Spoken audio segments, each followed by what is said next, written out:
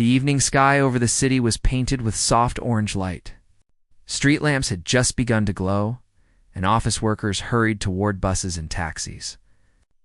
Outside one tall glass building, a black luxury car waited by the front steps.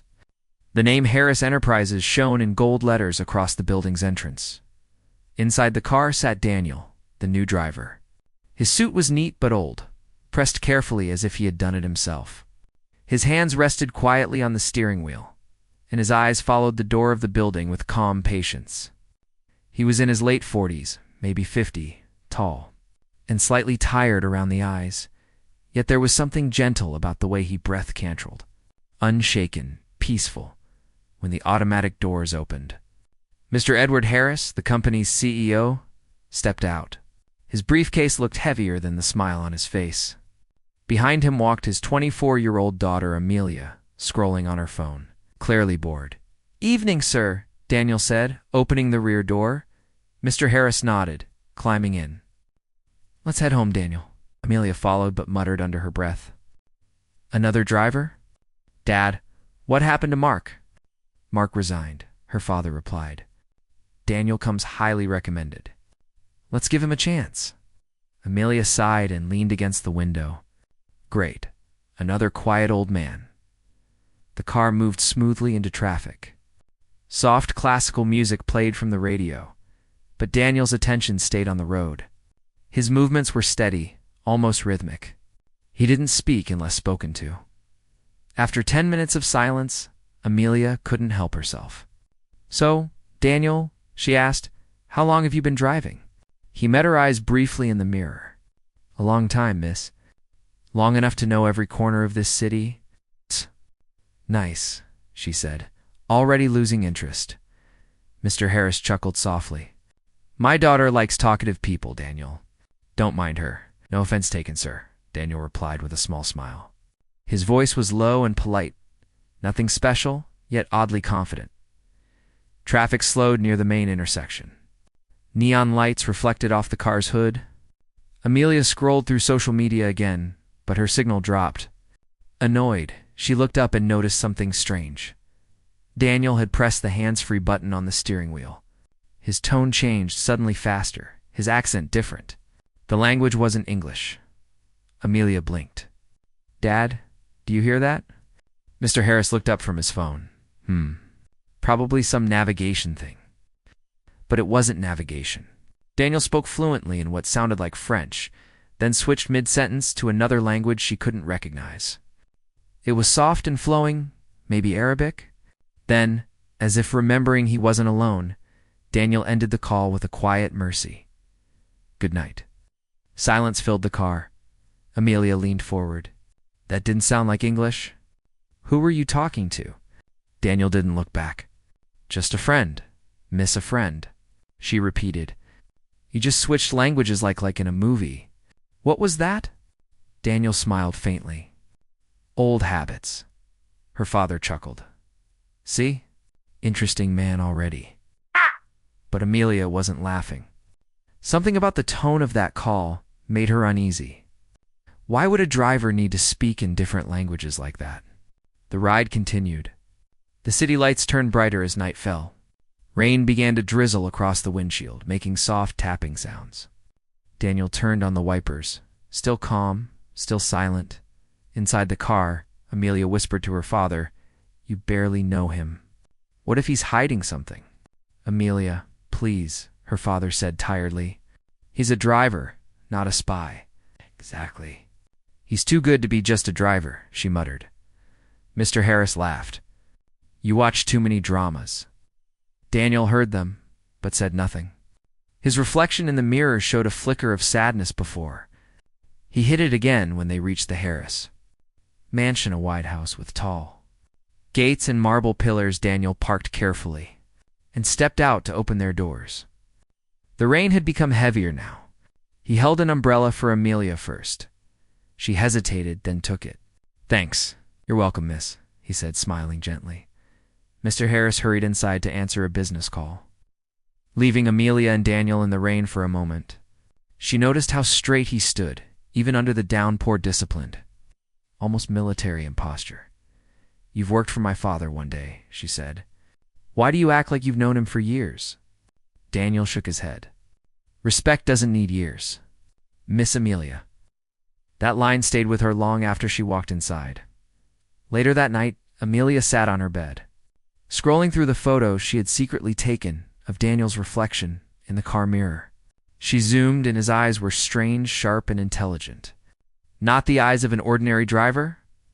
She opened a translation app and typed a few of the words. She remembered from his call marche, entente, danger. The translation appeared, market, agreement, danger. Her stomach tightened. What kind of friend talks about danger in another language? She tried to shake the thought off, but curiosity won.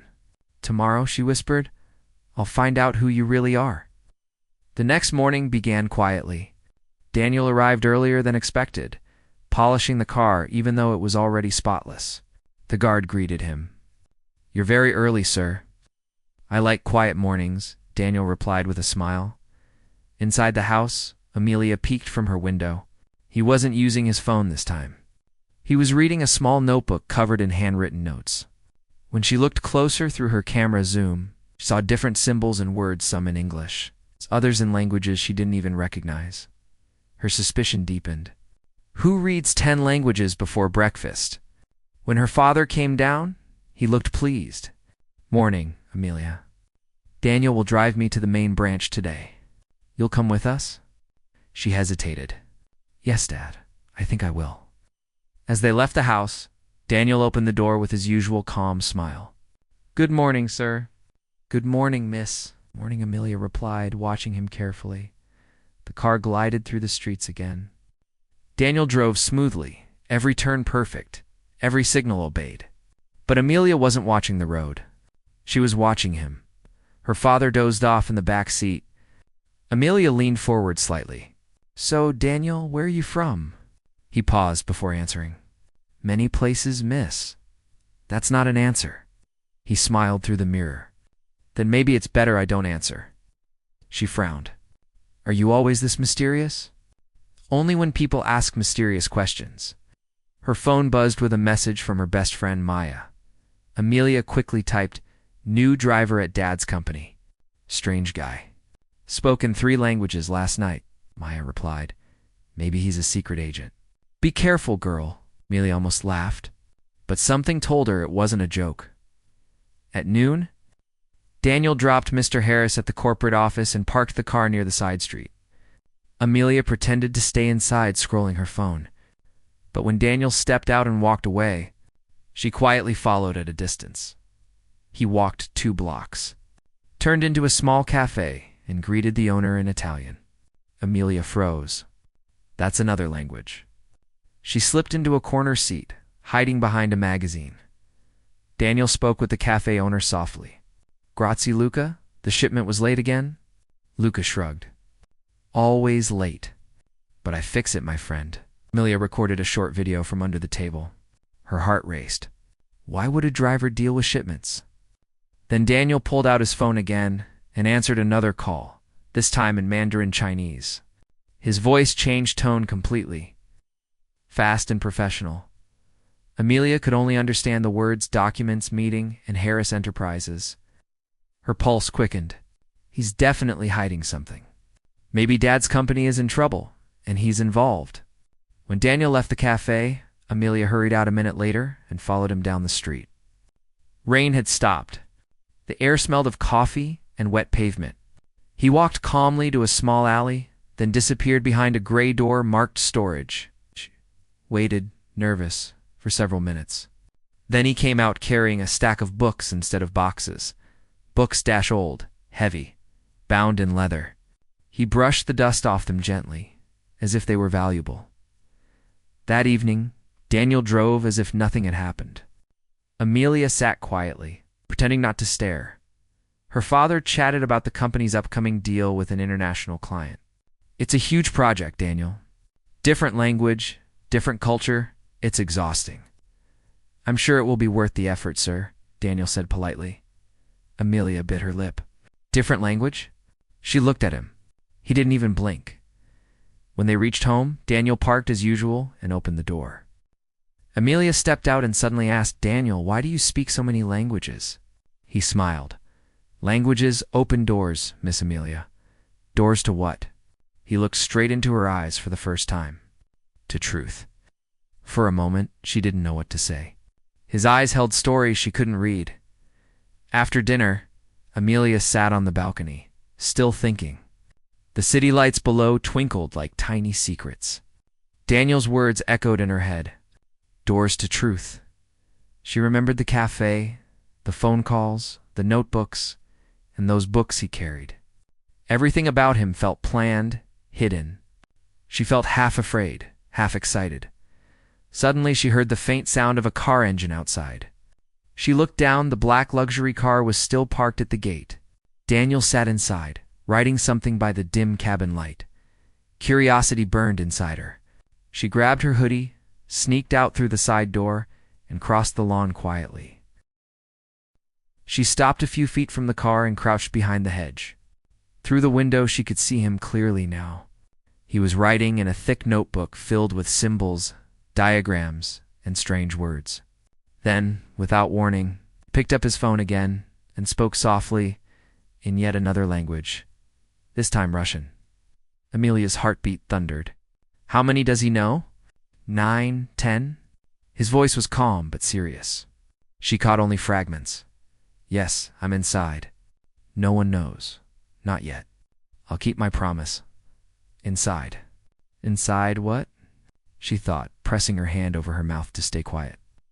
When the call ended, Daniel closed the notebook and leaned back, eyes closed, spring something under his breath, maybe a prayer, maybe a memory. For a brief moment, the hard lines on his face softened into sorrow. Amelia felt a strange tug in her chest. He doesn't look dangerous. He looks lonely. She turned to leave quietly, but her foot brushed against a dry branch. It cracked loudly. Daniel's eyes snapped open. Who's there? He called sharply. Amelia ducked behind the hedge, heart racing.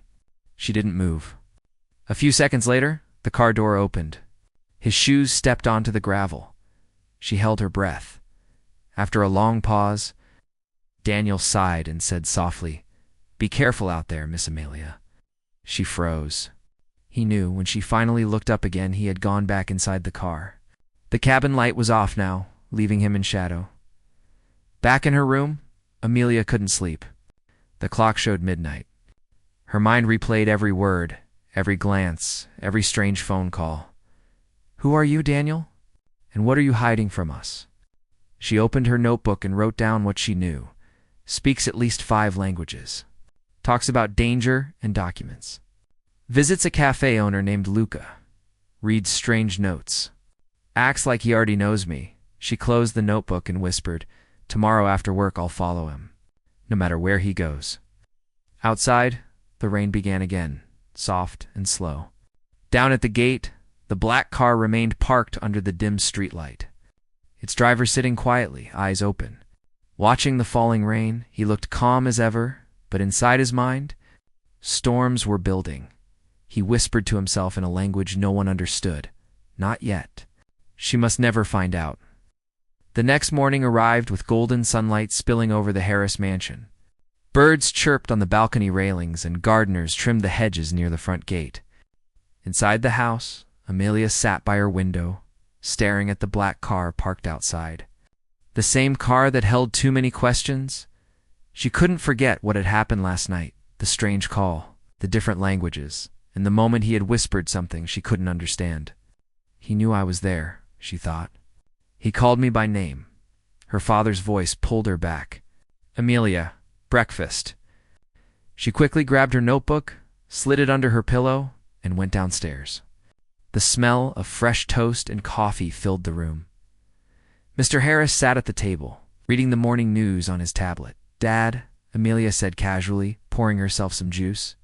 "How well do you know Daniel?" Mr. Harris looked up with a chuckle. "You're still thinking about him?" "I'm just curious," she replied, hiding her real reason. "Well, the agency sent him.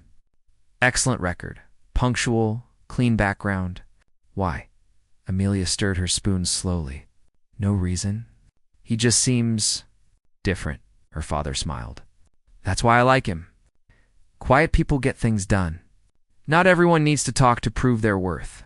Amelia didn't argue, but inside her mind raced. Clean background? I doubt it. When she stepped outside, Daniel was already there, standing straight, polishing the car's mirror. His uniform looked crisp, his shoes shining. "Good morning." "Miss Amelia," he said with a polite nod. "Morning," she answered. Trying not to look suspicious, Mr. Harris came out moments later, briefcase in hand. "Big day, Daniel. Meeting with the investors at 10? "Yes, sir." "I've prepared the route and checked the traffic updates," Daniel replied, as the car began to move. The atmosphere was calm. Mr. Harris reviewed his notes. Amelia pretended to scroll through her phone, and Daniel focused on the road. But inside Amelia's mind, every little thing he did caught her attention. How carefully he checked the mirrors. How his eyes moved with sharp focus. How he seemed to sense danger before anyone else did. Halfway through the ride, the car slowed at a red light. Daniel's phone buzzed on the dashboard. The screen flashed a name written in a foreign script, something Amelia couldn't read. He pressed a button on his earpiece. His voice changed instantly. The accent was no longer English. It was Spanish, fast and precise. Amelia froze. Mr. Harris was busy on his own call and didn't notice. Daniel's tone was calm but serious. "Se entiendo. Nadie sabe todavía. No lo hair hasta que seguro." "Yes, I understand. No one knows yet." "No, I won't do it until it's safe." Amelia's grip tightened on her purse. "No one knows yet? Do what? Safe from what?" The light turned green, and Daniel ended the call quickly. His face was unreadable. Amelia's curiosity burned stronger. "Was that Spanish?" she asked suddenly. Daniel blinked once, caught off guard. "Yes, miss. My mother was Spanish," she said, pretending to sound casual. "What did you say?" Sounded serious. He smiled through the mirror. "Just family matters." Amelia leaned back, unconvinced. "Family matters don't sound like no one knows yet." When they reached the main office, Daniel opened the door for Mr. Harris. "Wait here, Daniel," Mr. Harris said. "Meeting might take 2 hours." "Of course, sir," Daniel replied, bowing slightly. As her father walked away, Amelia's mind sparked with a wild plan. 2 hours. Enough time to see what he really does. "Dad, I'll wait in the car," she lied. "I'm not feeling great." Mr. Harris nodded without question and entered the building as soon as the glass doors closed. Amelia quietly slipped out of the car from the other side. She kept a safe distance, pretending to check her phone while watching Daniel. He took a small notebook from his pocket, flipped through the pages, then made another call. His voice softened, French again. "Oui, J. Par. Oh, director. Non, elles no. Pas encore découvert la vérité." "Yes, I spoke to the director." "No, they haven't discovered the truth yet." Amelia's pulse raced. "Discover the truth? About what?" He paused, listened, and then said in English, "No, I can't reveal my name here. Too risky." Her hand trembled as she recorded a voice note. "He's definitely hiding something. Maybe he's a spy or a corporate thief." When the call ended, Daniel looked around. Amelia quickly ducked behind a pillar. He didn't see her. Instead, he walked toward a nearby cafe, the same one from yesterday. Amelia waited 10 seconds and followed him quietly. Inside the cafe, Daniel greeted the owner with a warm smile. "Good morning, Luca." The owner grinned. "You again, my friend. Same coffee?" "Yes, thank you." He took his seat in the corner and opened his notebook again. This time, Amelia saw clearly. It was filled with translations of words in many languages, side by side. English, French, Arabic, Mandarin, even Hindi. But in the corner of each page were short notes like "Confidential Project Orion" and "Do not repeat this conversation." Her eyes widened. Project Orion. What is that? Suddenly, her phone buzzed. A message from Maya. "Did you find anything about your mysterious driver yet?" Amelia silenced it quickly, afraid he might hear. But it was too late. Daniel's eyes lifted slightly, as if sensing her presence. He didn't turn, but his voice carried softly through the air. "You know, Luca, it's strange how curiosity can be dangerous." Luca laughed. "Dangerous?" "Only if you're hiding something." Daniel smiled faintly. "Everyone hides something, my friend." Amelia's heart skipped a beat. Was that a hint for me? Does he know I'm here again? She backed away slowly, slipping out of the cafe outside. The air was bright but cold. She stood on the pavement, trying to breathe normally. Her mind spun with questions. Who is he really? What's Project Orion? Why does he speak to so many people in secret? Then she remembered the translation app. She typed Orion Project meaning. The results showed a code name often used for confidential research or international operations. Her eyes widened. He's working on a secret deal. She hurried back toward the office, her heels clicking on the pavement. But when she reached the car, Daniel was already standing there, waiting, calm as ever. "Did you go somewhere, miss?" he asked politely. Amelia froze. I just went to get some air." He smiled knowingly. "The air around here is full of noise. Not good for peace." She swallowed hard. "Right." He opened the car door for her, and she sat down, pretending to check her phone again. Inside her chest, her heart thudded like a drum. When Mr. Harris returned after the meeting, he looked frustrated. They still don't understand the proposal. The language barrier is slowing everything down. Daniel spoke carefully. "Sir, if I may, I could try explaining it in their language." "It might help." Mr. Harris blinked. "You speak their language?" Daniel hesitated. "Enough to make them feel understood." Amelia's mouth dropped open. "He's offering to talk to international investors? But he's a driver."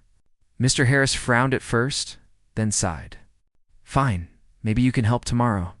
"We'll see." Daniel nodded respectfully. "Thank you, sir." As they drove home, the car felt heavier with secrets. Amelia stared at him in the mirror. He didn't look nervous or proud, just calm, as always. That night, after dinner, Amelia couldn't rest. She replayed every scene of the day in her mind. The cafe, the notebook, the languages, the coded phrases. They haven't discovered the truth yet. She whispered to herself, "What truth are you hiding, Daniel?" Unable to stop thinking, she opened her laptop and searched Project Orion Harris Enterprises. Only one old article appeared, from 5 years ago. It talked about a deal that almost bankrupted the company. Due to a translation error with an international client, her eyes widened. "Translation error," she whispered. "Daniel said he could fix language problems. Is it possible he had something to do with that failed deal? Maybe he was part of the original team. Maybe that's why he knew so many languages. But if that were true, why was he pretending to be a driver now?" She scrolled further, but then the page suddenly refreshed on its own, and a message appeared. "Access denied." Her hands trembled. "That's weird." Suddenly, her phone buzzed with a new message from an unknown number. "Stop searching for things you don't understand," Amelia gasped. Her eyes darted toward the window outside. The black car still parked under the dim light. She ran to the balcony and looked down. Daniel was inside again, typing something on his phone. "Is he the one texting me?" She whispered. Then, as if hearing her thoughts, Daniel looked up toward her window. Their eyes met. For a second, she saw something strange. Not anger, not fear, but sadness. He looked like a man carrying a heavy burden. Then he lowered his gaze and started the car engine. The headlights flashed once, then turned off. Amelia backed away from the window, her heart racing. What's happening? Who is he talking to? And how does he know everything I do? She couldn't sleep that night. Every sound outside made her flinch. The unknown message replayed in her head like a whisper. Stop searching for things you don't understand. The next morning, Daniel arrived, as usual, polite, calm, and distant. But when Amelia looked into his eyes, she noticed the faintest trace of tiredness. Mr. Harris came out, cheerful again. Big day, team. Tomorrow we finalize the deal. Daniel nodded. Yes, sir. As they drove away, Amelia stared at the side mirror. In its reflection, she saw Daniel's face, thoughtful, distant, and maybe Afraid, her curiosity had turned into determination. He's not just a driver. He's someone running from something big. She opened her notebook and wrote one final line. Today. I'll find out who Daniel really is, even if it means breaking every rule. The next morning started with a quiet tension in the air. Clouds gathered over the Harris mansion, and a soft drizzle painted the city streets silver. The raindrops tapped on the car roof like a soft warning. Amelia sat in the back seat, pretending to scroll through her phone, but her eyes secretly watched Daniel through the rearview mirror. He looked calm as always. Neat uniform, sharp eyes, soft smile. But there was something else today. Something in his silence felt heavier. Busy morning, he said softly as the wipers moved back and forth. Yes, she replied shortly. She didn't want to talk too much. Her mind was already full of questions. Mr. Harris joined them moments later, carrying his usual briefcase. Daniel, we have an important meeting today with the Japanese investors. They'll be deciding the future of our project. Yes, sir, Daniel said. I understand. Amelia kept her eyes on him. He understands everything too well, she thought, almost like he's one of them. As the car entered the downtown business district, the streets were crowded with umbrellas and honking cars. Daniel maneuvered smoothly, never once breaking focus. He seemed to predict every movement before it happened. Have you ever been to Japan? Mr. Harris asked suddenly. Daniel's eyes flickered in the mirror. Once, a long time ago, for work. For learning, Daniel replied softly. Amelia noticed his hesitation. He was hiding something again. When they arrived at the glass tower of Harris Enterprises, employees hurried in and out. Daniel parked near the main entrance, stepped out, and opened the door for Mr. Harris. Wait here, the CEO said. We might need you later. Daniel nodded. Yes, sir. But as they walked inside, Amelia whispered to her father, Can I stay near the lobby? I want to review the presentation too. Mr. Harris smiled, not suspecting anything. Sure, just don't distract anyone. As soon as he entered the elevator, Amelia's plan began. She glanced around. The receptionists were busy, and Daniel stood near the car, talking to a security guard. Quietly, she slipped into the back hallway that led to the employee archive room. The light flickered above her as she pushed open the heavy door. Dusty files, old records, and folders lay stacked on shelves. She quickly typed Daniel's name on the computer. Search, Daniel King. For a moment, nothing appeared. Then one file blinked on the screen. Driver contract, temporary, issued 3 months ago. She opened it. Everything looked normal. Background check, photo, license. But at the bottom, something strange appeared.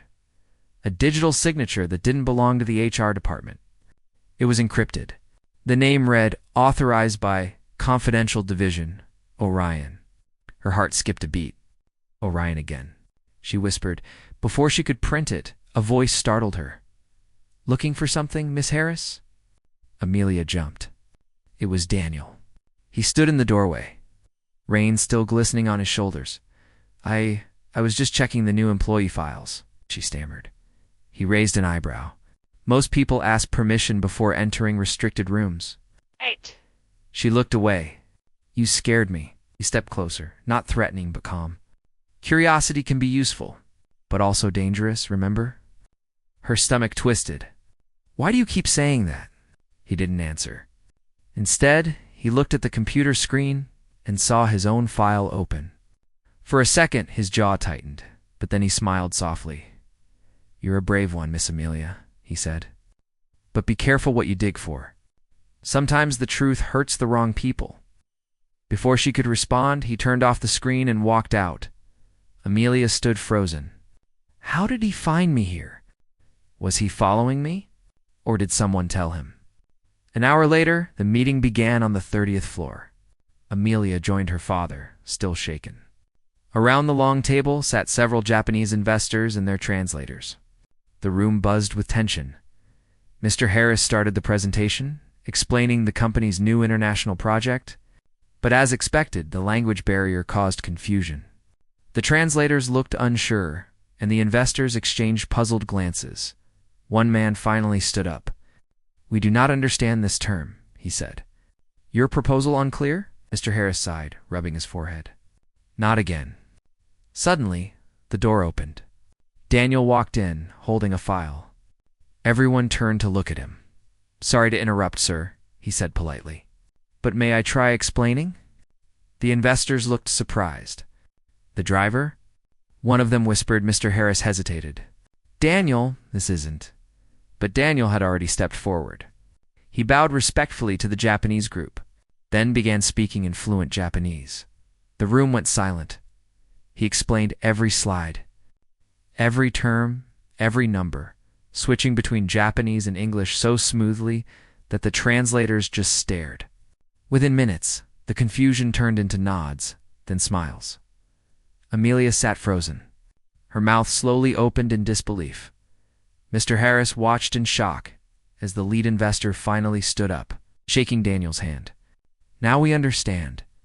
Very clear. We will consider your offer seriously."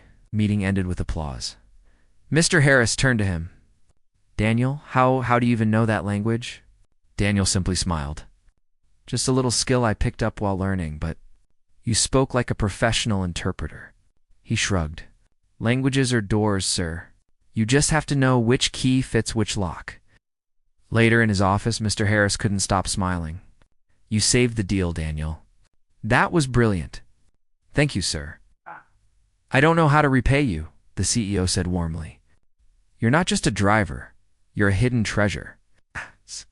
Daniel's eyes softened. "I'm just doing my duty, sir." But Amelia stood in the corner, still staring at him. Something in his calmness made her uneasy. After her father left, she followed him out to the parking lot. "Why didn't you tell us you knew Japanese?" she demanded. He stopped near the car and turned slowly. "Because no one asked." "That's not an answer." She snapped. "You knew it would impress my father. You've planned this."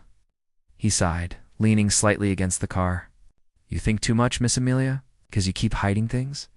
Their eyes met, hers full of fire, his full of quiet sadness. He said softly, "You remind me of someone." Her tone softened slightly. "Who?" He didn't reply. Instead, he opened the car door and said, "It's getting late. Let's go home." That evening, while the mansion glowed under the dim lights, Amelia couldn't rest. Her notebook was now full of strange clues, languages, Orion, confidential, no one knows yet. She looked out her window. Daniel was still outside, standing beside the car. Talking quietly on his phone, she couldn't hear the words. But the tone was urgent. Then she saw something that froze her blood. A black SUV parked across the street, with two men sitting inside watching him. Who are they? Daniel seemed to notice them too. His shoulders stiffened. He ended the call quickly, looked toward the SUV, and then smiled faintly as if accepting something. Moments later, he entered the car, drove it around the corner, and disappeared. Amelia rushed downstairs. "Dad," she called. Mr. Harris looked up from his laptop. "What's wrong?" Daniel just left, and there were men watching him. He frowned. "Watching him? Are you sure?" "Yes." "In a black car?" "Something's not right," he sighed. "Amelia, not everything is a mystery. Maybe he just went to refuel." "No. She'll." He looked scared. Her father shook his head. "You're letting your imagination run wild again. Go rest, sweetheart." But Amelia knew what she saw. Half an hour later, she grabbed her jacket and quietly slipped outside. The rain had stopped, but the streets were still wet. She followed the road where Daniel had gone. After a few turns, she saw the same black SUV parked near an old warehouse. Her heart raced. The warehouse looked abandoned. Broken windows, flickering light, rusty doors inside, faint voices echoed. She hid behind a crate near the entrance. Through a crack, she saw Daniel talking to the two men. His face was calm, but his fists were tight. One man said harshly, "You've been too slow, Daniel." "The company's getting close to the truth." Daniel replied quietly, "They're innocent. Leave them out of it." The man laughed. "You think you can protect them? After what you did?" Amelia's breath caught. Protect who? What did he do? Daniel stepped forward. I'll finish the job my way. No one else gets hurt. The man moved closer, lowering his voice. You've changed, Daniel. Don't forget, we own you. He pulled something from his pocket, a silver badge with the word Orion engraved on it. Amelia gasped silently. Orion again. They're all connected to it. Before she could move, Daniel's head turned slightly. He sensed something. His eyes locked on the shadow where Amelia hid. She froze, praying he hadn't seen her. The man noticed too. What's that noise? Daniel quickly stepped in front of them. Just the wind, he said firmly. Make sure. The man ordered. Daniel hesitated and turned toward the crates where Amelia was hiding. He walked closer, his expression unreadable. She held her breath. He stopped, just inches away, pretending to check the area. Then, in a whisper so low only she could hear, he said, Go now. Amelia's eyes widened. He knew. And he was protecting her. She backed away quietly, then ran into the dark street. Behind her, she heard muffled arguing, then silence. Back at home, Amelia locked her door and sat on her bed, shaking. He's involved in something dangerous. But he saved me. She grabbed her notebook again and wrote quickly. Daniel is not a criminal. He's trapped. Orion controls him. Tears filled her eyes. But why? What did he do? Outside, thunder rolled through the sky. Somewhere far away, a car engine started. And though she couldn't see him, Daniel whispered into his phone that night. She knows too much now. Keep her safe, no matter what happens next. The next morning, the city woke up slowly under a pale sky. But inside the Harris mansion, Amelia didn't sleep a single minute. Her eyes were red, her hands trembling slightly as she poured coffee in the kitchen. She couldn't stop thinking about what she had seen. The secret meeting, the word Orion, and Daniel whispering, Go now! Every time she closed her eyes, she saw his face, calm yet full of pain. Who are you, Daniel? What are you hiding from us? She decided one thing. She couldn't stay quiet anymore. Mr. Harris came down the stairs, dressed sharply as usual. Morning, sweetheart, he said cheerfully. Big day. The investors are sending final approval today. Where's Daniel?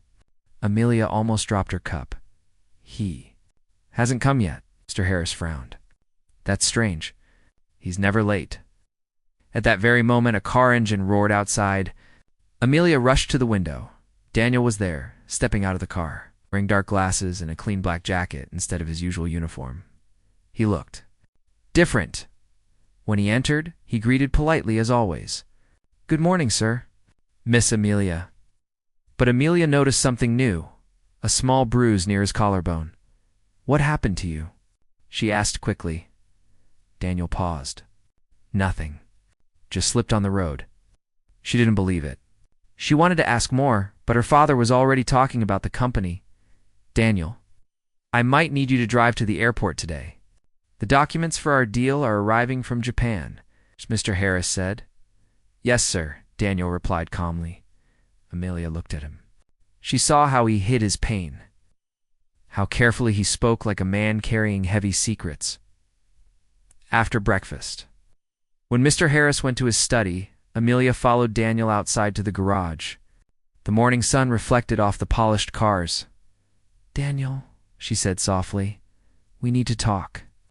He turned, keeping his voice calm. About what, Miss Amelia? Don't act like you don't know, she whispered. I saw everything last night. Daniel froze. For a moment his mask slipped. His eyes turned dark, serious. You shouldn't have followed me. I had to. Those men, they were threatening you. He looked away. You shouldn't have been there. Amelia stepped closer. Who are they? And what is Orion? Daniel didn't reply. He just stared at the ground for a long time, then finally said, It's better if you don't know why. Because it's dangerous? She asked. He gave a small, sad smile. Because once you know the truth, there's no going back. His words sent a chill down her spine. Daniel, please, she said gently. You saved me last night.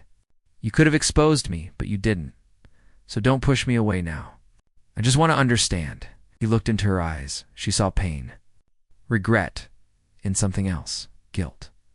Then he said softly, I wasn't always a driver. The words hung in the air. I worked for a private agency. Years ago, he continued slowly, we were trained to gather information for international corporations. Languages, codes, surveillance. That was my world.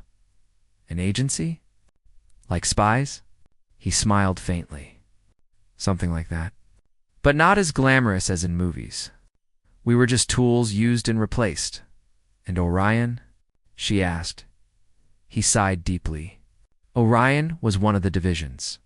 It handled special operations, dangerous ones. I joined to help my family, but I stayed too long.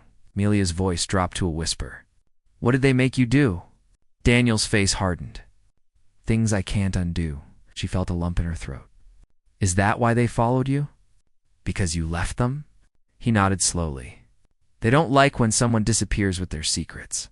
Amelia took a deep breath. And now you work for my father. Yes, he said quietly. This job was supposed to be simple, just a driver. But when I found out Harris Enterprises was one of Orion's new targets, I had to stay. Targets? She gasped. They're planning to use your father's technology for something illegal. I was sent to monitor it. But when I realized he was innocent, I couldn't continue. So now they see me as a traitor. Amelia's heart pounded. Everything suddenly made sense. His calmness, his silence, the secret phone calls. Why didn't you tell my father? She asked. Daniel shook his head. Because the moment he knows, they'll come for him too. I need to find proof first. Before Amelia could speak, Mr. Harris came outside. There you are, he said cheerfully. Daniel, we're running late. Let's go. Daniel quickly adjusted his jacket. Yes, sir? Amelia wanted to stop him, to say don't go, but she stayed silent. She knew she couldn't reveal what she'd heard. As the car left the driveway, her mind kept replaying his words. They don't like when someone disappears with their secrets. At the office, things were not as peaceful as before. The Japanese investors called, saying their documents hadn't arrived at the airport. Mr. Harris grew restless. Daniel, we'll drive there ourselves. I can't trust couriers with this. Daniel nodded and drove silently through the heavy traffic. But as they neared the airport highway, a black SUV appeared behind them. Mr. Harris didn't notice, but Daniel did. His eyes flickered to the mirror. He pressed the accelerator slightly. The SUV followed. Within minutes, another black car joined from the side lane. Daniel's voice remained calm. Sir, please fasten your seatbelt. Why? Just do it, please. Mr. Harris obeyed, confused. The cars behind them suddenly accelerated. Daniel turned sharply down a service road, tires screeching. The CEO grabbed the seat handle. What's happening? Someone's following us, Daniel said. Hold on. He drove fast through the industrial area, weaving between trucks. The black cars tried to block him, but Daniel's skills were far beyond normal. He cut through narrow alleys, reversed sharply, and finally disappeared under an old bridge. They stopped. Both men were breathing hard. Mr. Harris looked at him in disbelief. Daniel, what is going on? Daniel didn't answer right away. He checked the mirrors, made sure no one was around, then turned to him. Sir, he said quietly, you're in danger. Those men are not random. They work for Orion. Mr. Harris froze. Orion? How do you know that name? Daniel sighed. Because I used to work for them. For a long moment, neither spoke. Then the CEO whispered, So you're saying my company is being watched? Yes, Daniel said firmly. They want your project, the new multilingual AI system. It's not just a business tool to them. It can decode encrypted data. They'll use it for surveillance, not for helping people. Mr. Harris's hands trembled. That's impossible. My research isn't even public. Someone inside your company is feeding them information, Daniel replied. The CEO's voice broke. Do you know who? Daniel hesitated. Not yet. But I have a name. Someone connected to your assistant, Mr. Blake. Blake. He's been with me for years. I'm sorry, sir, Daniel said quietly. But loyalty is easy to fake. Meanwhile, back at the office, Amelia couldn't sit still. She kept glancing at the clock, wondering why her father hadn't returned. Her phone buzzed, a message from an unknown number. Stop looking for answers. Or you'll end up like him. Her heart stopped. Like who? She whispered. She ran to her laptop and quickly opened the CCTV feed from the company parking area, the system her father had shown her once. After scrolling through hours of footage, she saw something shocking. Daniel's car being followed by 2 black SUVs. Amelia gasped. Ow. Without thinking, she grabbed her bag and ran outside. On the highway, Daniel and Mr. Harris finally reached a small gas station. Daniel checked the area again. Clear. I think we're safe for now, he said. Mr. Harris looked pale. You saved us, Daniel. But what do we do now? We find proof, Daniel replied. I can get into Orion's database tonight. If I expose them, they'll have no power to harm you or Amelia. Not tonight. That's too risky. Daniel smiled faintly. Risk is part of my life, sir. Mr. Harris put a hand on his shoulder. Be careful. You've already done too much for us. Daniel nodded. I'll handle it. That night, Amelia sat by her window again. She had texted her father multiple times but got no reply. The rain returned. It was heavy and loud. She didn't see Daniel return either. Something inside her whispered that he was out there. Doing something dangerous again? She opened her notebook and wrote, Daniel is fighting something bigger than us. I can't just wait anymore. Meanwhile, somewhere far from the mansion, Daniel entered a dimly lit building.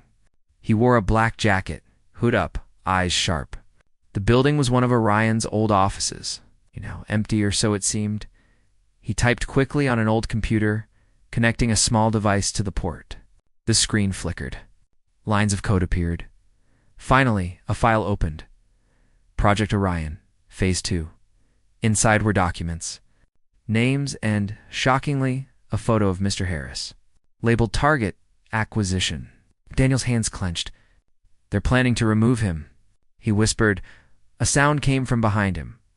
Footsteps. He turned quickly. But before he could react, a bright light hit his face. Still playing hero, Daniel? A cold voice said. It was the same man from the warehouse, the one with the silver badge. Should have stayed in the shadows, the man said. Now it's too late. Daniel didn't move. I'm not afraid of you anymore. The man smirked. Maybe not.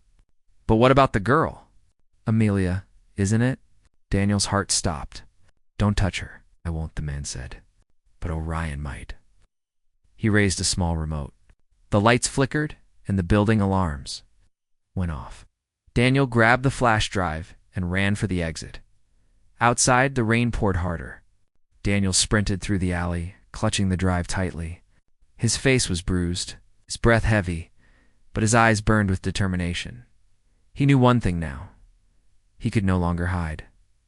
The truth was out. And the war with Orion had officially begun. The next morning, the Harris mansion was quiet. Sunlight touched the marble floors and reflected through the tall windows. Mr. Harris was already dressed in his gray suit, preparing for another long day at the company.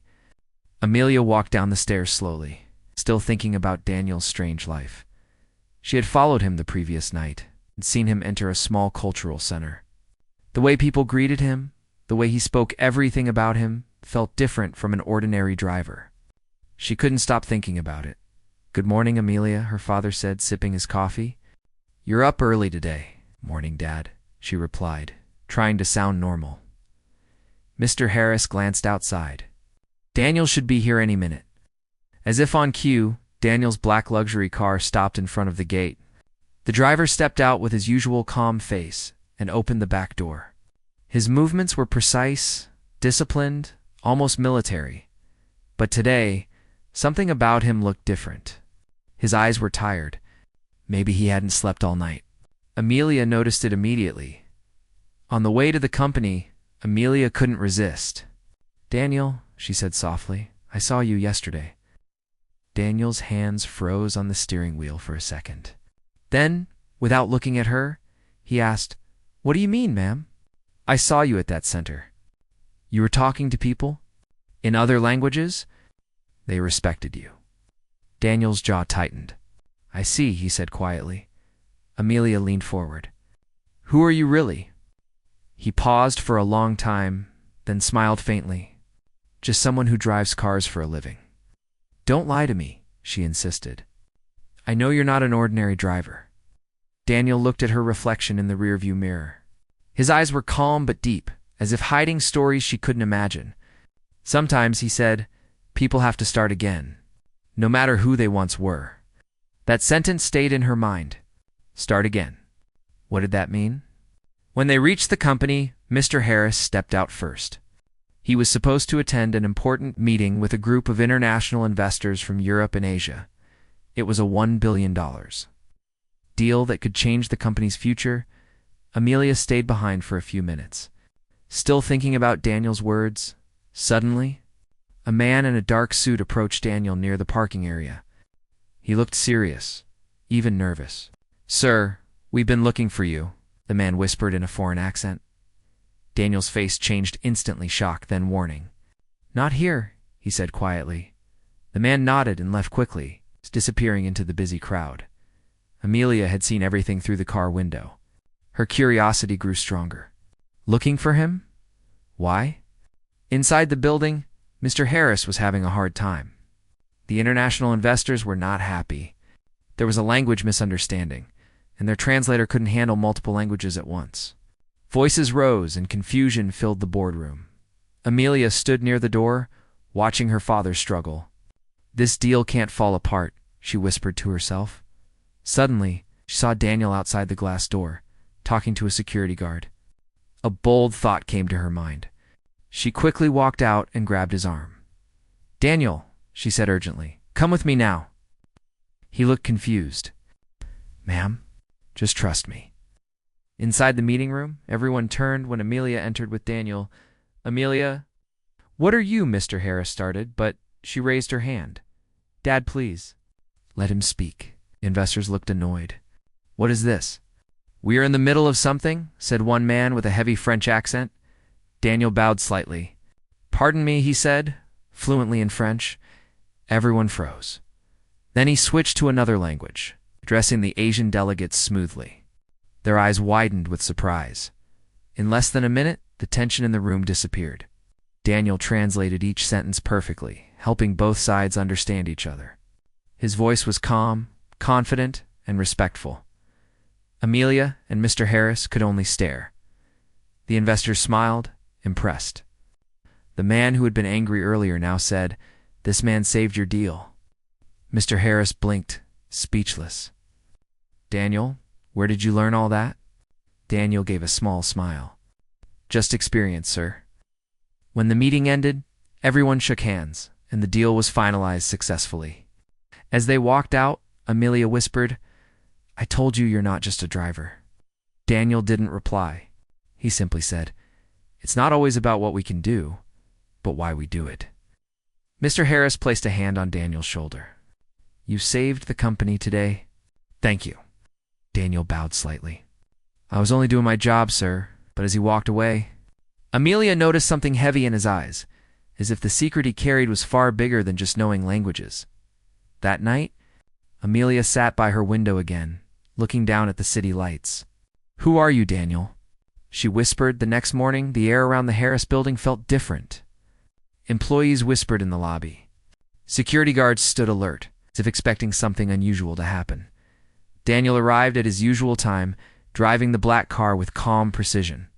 He parked it neatly outside the main entrance and got out, buttoning his uniform jacket. His face showed no emotion, but his eyes scanned the area carefully, like someone trained to notice every detail. Inside the car, Amelia was finishing a phone call. "Yes, I'll be in the meeting at noon," she said quickly, then looked at Daniel. "You look tired again. Didn't sleep?" Daniel smiled politely. "Sleep is a luxury some people can't afford." She frowned. "You say things like, 'You've lived 3 lives already.'" He didn't reply. He only opened the door for her and said, "Your father is waiting, ma'am." As Amelia stepped out, A tall man in a dark brown coat entered the lobby. He looked around slowly, his sharp eyes catching Daniel's face almost instantly. A faint smile formed on his lips, one that carried both recognition and warning. "Daniel," he called softly.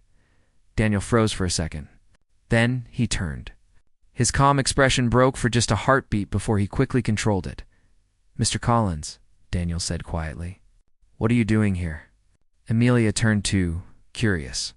The man looked around 50, with gray hair at his temples and a small scar above his left eyebrow. He carried himself like someone used to authority. "I could ask you the same," Mr. Collins replied. "Last time I saw you, you were supposed to be in Geneva." "Under protection." Amelia's eyes widened. "Under protection?" Daniel sighed, glancing at the people nearby. "This isn't the place," he said. Mr. Collins stepped closer. "It never is, Daniel. But you should have told me where you went. They're still looking for you." Daniel's voice was calm but firm. "I left that life behind," Collins said, lowering his voice. "Not after what happened. They won't let you." Amelia felt a chill. Who were they? And what kind of life was Daniel talking about? Before she could ask, Daniel nodded toward the corner cafe. 5 minutes. No names, no noise. Inside the cafe, they sat in the farthest booth. Collins spoke first. "You were a legend, Daniel.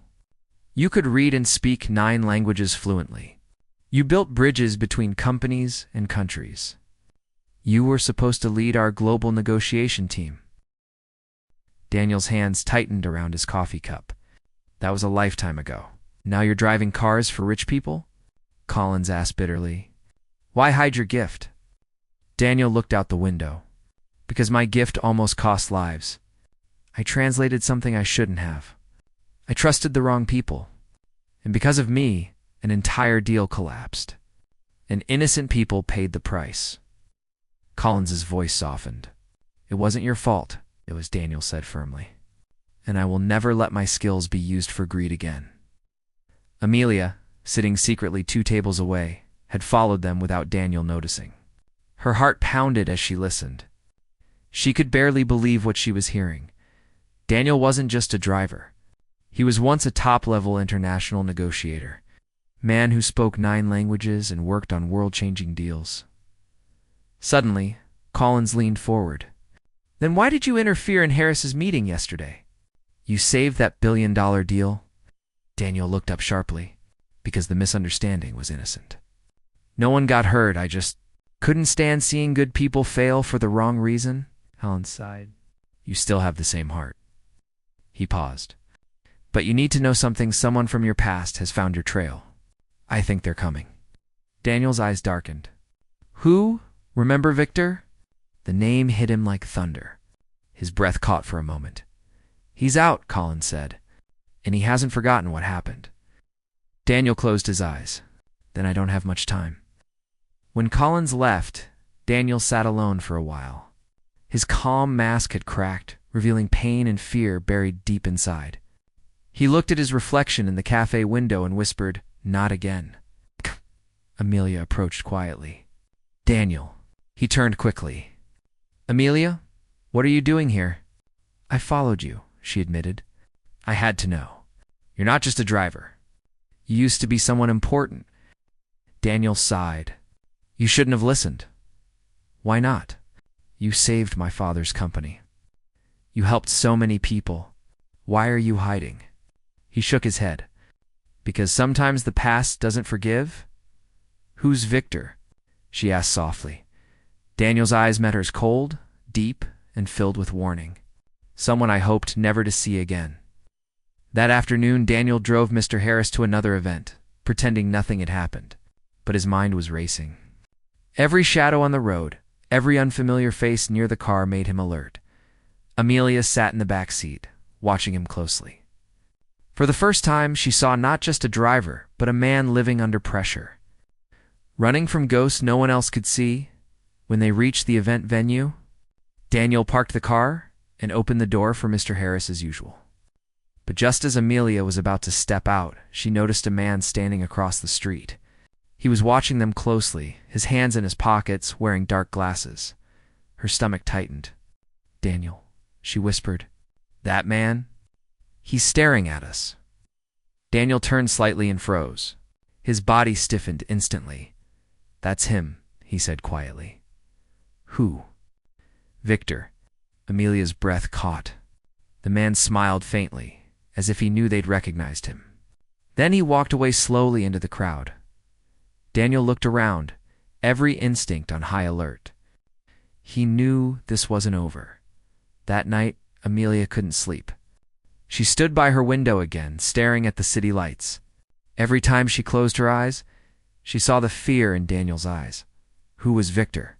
What happened in Daniel's past that made him run and hide? Downstairs, Daniel sat alone in the servants' quarters. Holding an old photo in his hand, him and another man shaking hands at a world conference. The other man was Victor. He whispered softly, "I promised myself never to face you again. But it seems fate has other plans." The morning sun rose slowly over the city, but for Daniel, the day had already begun in darkness. He hadn't slept the whole night. Every sound outside the servant quarters made him alert. Every shadow under the light made his heart race.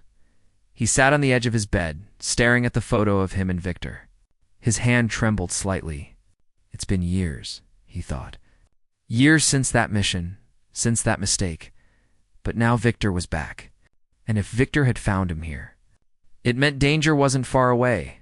In the main house, Amelia sat at the breakfast table, still thinking about what she saw yesterday, the man watching them, Daniel's reaction, and the name Victor, her father. Mr. Harris was reading his newspaper. "You're quiet this morning," he said without looking up. Amelia tried to sound normal. "Just tired, Dad." Mr. Harris murmured. "Make sure you rest. We have a charity dinner tonight. Big investors, big media." She nodded, but her mind was elsewhere. Charity dinner. Public event. What if Victor shows up? Just then, Daniel entered the room, wearing his usual calm expression. "Sir, the car's ready," he said politely. Mr. Harris folded his paper. "Good, let's go." Amelia glanced at Daniel as he opened the door for them. His face looked calm, but his eyes were distant, like a man planning something he couldn't share. Outside, Daniel helped them into the car, and then paused for a moment. He scanned the area quietly. Across the street, a delivery van was parked. Nothing unusual, but Daniel's instincts told him otherwise. He had spent years in international work, trained to notice small details others ignored. As he got into the driver's seat, he saw a faint reflection in the rearview mirror, a man sitting in the van. Looking straight at them, Daniel's pulse quickened. He's watching again. He started the engine and drove off smoothly. On the way to the company, Amelia couldn't stop glancing at him. "Daniel," she said quietly. "He's back, isn't he?" Daniel didn't look at her. "You should forget what you saw yesterday, Miss Amelia." "How can I forget?" "That man was watching us." "He's dangerous," Daniel said in a low voice. "You don't want to be part of this, but you're part of our family now," she said softly. "You saved my father's company. You saved us." Daniel's grip tightened on the steering wheel. "I didn't save anyone. I only delayed what's coming," Amelia frowned. "What do you mean?" Daniel didn't answer. His eyes stayed on the road, but his mind was elsewhere on Victor. On the past he had buried at the company, Daniel dropped Mr. Harris off and then parked the car in the underground lot. He stepped out, pretending to check the tires. But his eyes moved quickly. Across the space, something was wrong. One of the cars in the corner had a small black mark on the bumper, the same kind used by Victor's old organization to send silent warnings. Daniel took a slow breath. "They've already found me." He turned around quickly and saw a man leaning against a pillar, watching him. He was tall, dressed in black, and wore dark glasses. One of Victor's men. Daniel walked up slowly. "Tell him I don't want trouble," he said quietly. The man smirked. "He says, trouble already found you." Then he slipped a small envelope into Daniel's pocket and walked away. Daniel waited until he was alone before opening it.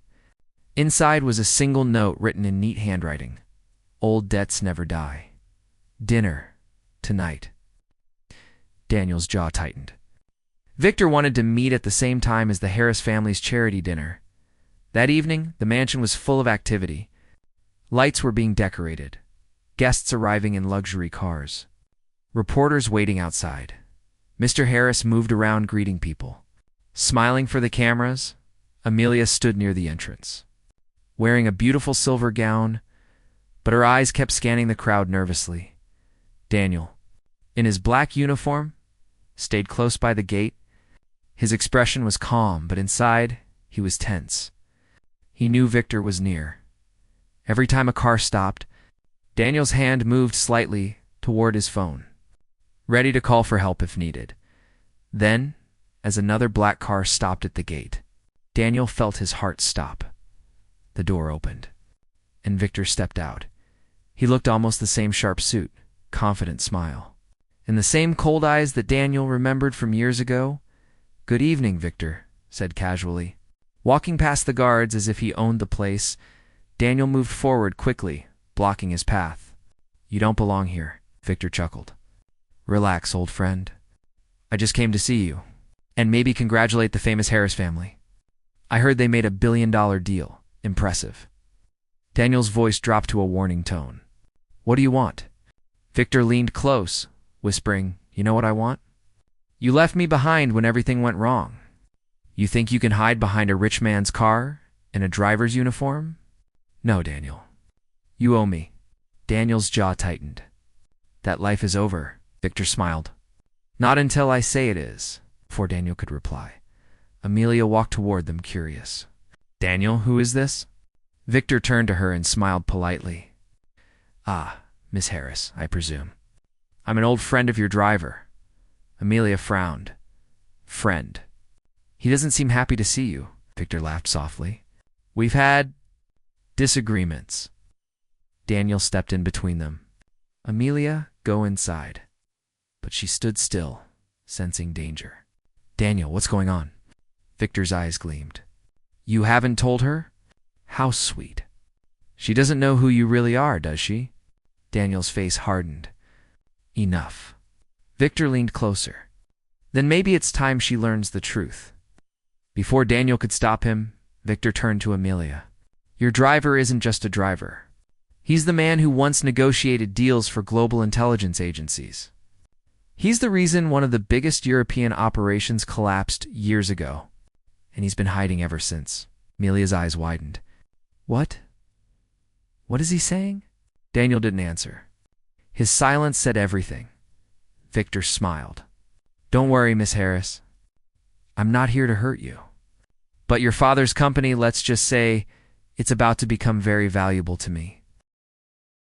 Then he walked away, calmly into the crowd, leaving Amelia shocked and Daniel furious. That night, after the dinner ended, Amelia found Daniel standing alone near the car, staring into the distance. "Why didn't you tell me?" she asked quietly.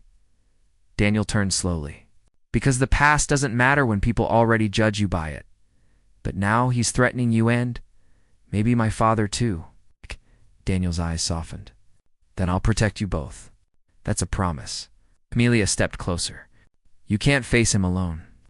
Daniel looked at her, the city lights reflecting in his eyes. "I've faced worse, but I didn't have someone worth protecting before." Amelia didn't know what to say.